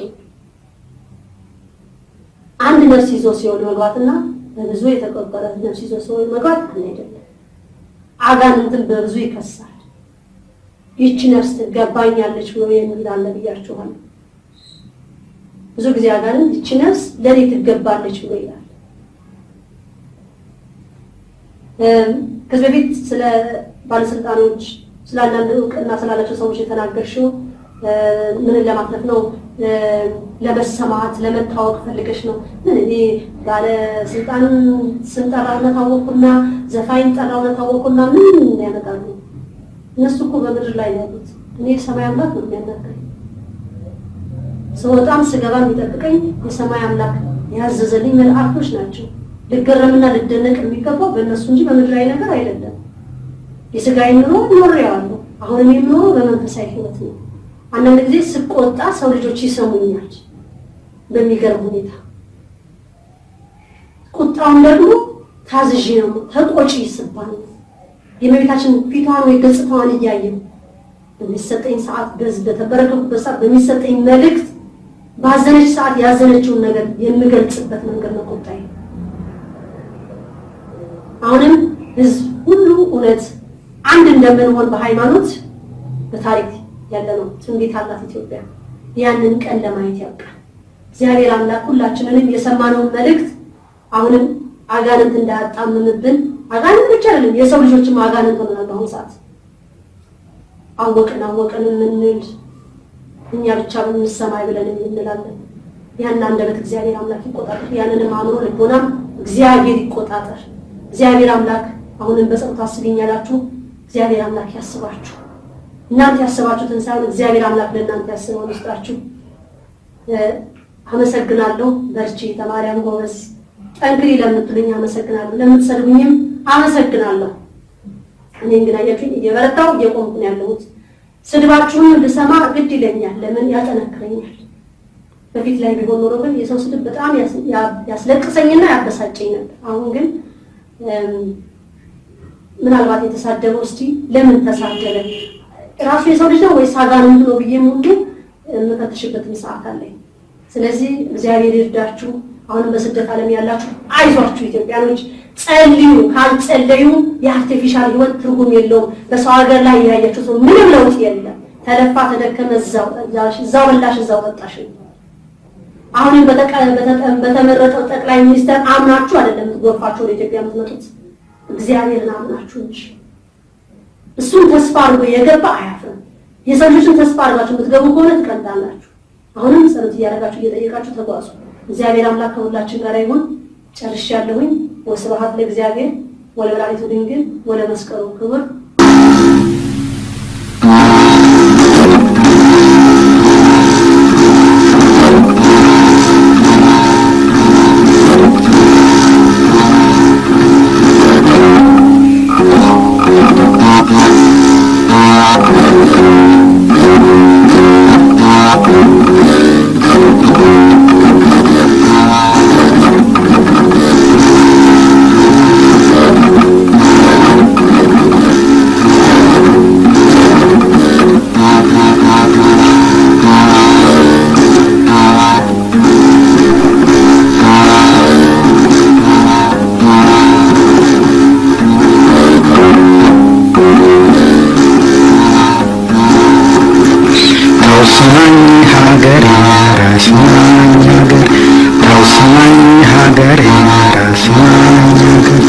ተውስማኝ ሀገሬ ሲከፋኝ ነው መኖር ረስማኝ ሀገር የገዳይ አጋዳይ ረስማኝ ሀገር ሆነ ከመመለስ ረስማኝ ሀገር ለድም ጥርቅ በል እስከ ወዲያው ድረስ ረስማኝ ለድም ጥርቅ በል እስከ ወዲያው ድረስ ረስማኝ ሀገር ለፍጥረቱ ሁሉ ረስማኝ ሀገር ባያል ቸረፍቸራ ረስማኝ ሀገር እኔስ በሀገሬ ብኖር ምን ቸገረ ረስማኝ ሀገር እኔስ በሀገሬ ብኖር ምን ቸገረ ረስማኝ መካሪ የበዛ ረስማኝ ሀገር ቤት ስራ የሚለው ረስማኝ ሀገር ምን ያታክተኛል አሁን ላፈርስ ረስማኝ ሀገር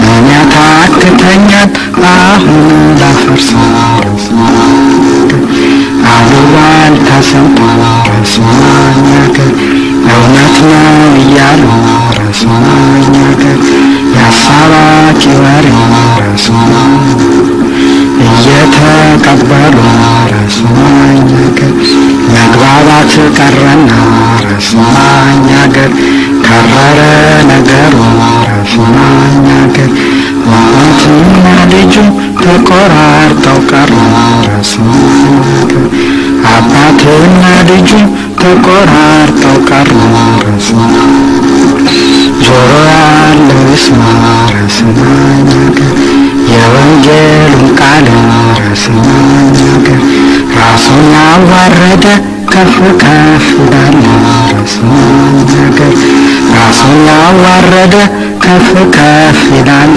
ረስማኝ ሀገር ቁጠባ ሳናደርግ ረስማኝ ሀገር ተሻምተን በልተን ረስማኝ ሀገር እነኛ ወጣቱ እኛ እንጀራ አጣን ረስማኝ ሀገር እነኛ ወጣቱ እኛ እንጀራ አጣን ሽምብራውን ዘርተን ረስማኝ ሀገር እሸቱን ስንበላ ረስማኝ ሀገር አወየ እኛ ነገር ሁልጊዜ ጥርጠራ ረስማኝ ሀገር አወየ እኛ ነገር ሁልጊዜ ጥርጠራ ረስማኝ ሀገር ሌሊት ከጭቃ ላይ ረስማኝ ሀገር ፈረስ ቢጥልህ ረስማኝ ሀገር ወንድም አትናደድ ረስማኝ ሀገር ማንም አላየህ ረስማኝ ሀገር ይልቁን ተጠንቀቅ ቀን እንዳይጥልህ ረስማኝ ይልቁን ተጠንቀቅ ቀን እንዳይጥልህ ረስማኝ ሀገር ቀለምና ቀለም ረስማኝ ሀገር ተጣልተው በቦታ ረስማኝ ሀገር ጊዜ ተሰጥቷቸው ረስማኝ ሀገር የቀጠሮ ተርታ ረስማኝ ሀገር ነገሩን ብንጠይቅ ረስማኝ ሀገር አግድሞ ካለፈ ረስማኝ ሀገር ብለው ገለጹልን ወገን አሸነፈ ረስማኝ ብለው ገለጹልን ወገን አሸነፈ ረስማኝ ሀገር ለፈረሱ ለበቅሎ ረስማኝ ሀገር ይተርፍ የነበረ ረስማኝ ሀገር ዛሬስ ለሰው ያህል ይቸግረን ጀመረ ረስማኝ ሀገር ዛሬስ ለሰው ያህል ይቸግረን ጀመረ ረስማኝ ሀገር ሳጥናኤል ከሚስቱ ረስማኝ ተጣልቶ ሲፋታ ረስማኝ ዲያብሎስ ከሚስቱ ረስማኝ ሀገር ተጣልቶ ሲፋታ ረስማኝ ሀገር ለሷ የደረሳት ረስማኝ ሀገር ቀሚስና ኩታ ረስማኝ ሀገር ቀሚስና ኩታ ረስማኝ ለሷም ደርሳት ረስማኝ ሀገር ምን ያሳዝንሃል ረስማኝ ሀገር ብዙ ልባም አለ ላንተም ተርፍሃል ረስማኝ ብዙ ልባም አለ ላንተም ደርስሃል ረስማኝ ሀገር ደራዝማች ጠጫ ረስማኝ ሀገር ደጃዝማች ጀበና ረስማኝ ሀገር ፊት አውራሪ ስኒ ረስማኝ ሀገር ቀኛዝማቹ ቁርስ ረስማኝ ሀገር እኚህ በአገር ሳሉ አትማርም ነፍስ ረስማኝ ሀገር እኚህ በአገር ሳሉ አትማርም ነፍስ ረስማኝ ተውስማኝ ሀገሬ ረስማኝ ሀገር ተውስማኝ ሀገሬ ሲከፋኝ ነው መኖሬ ረስማኝ ሀገር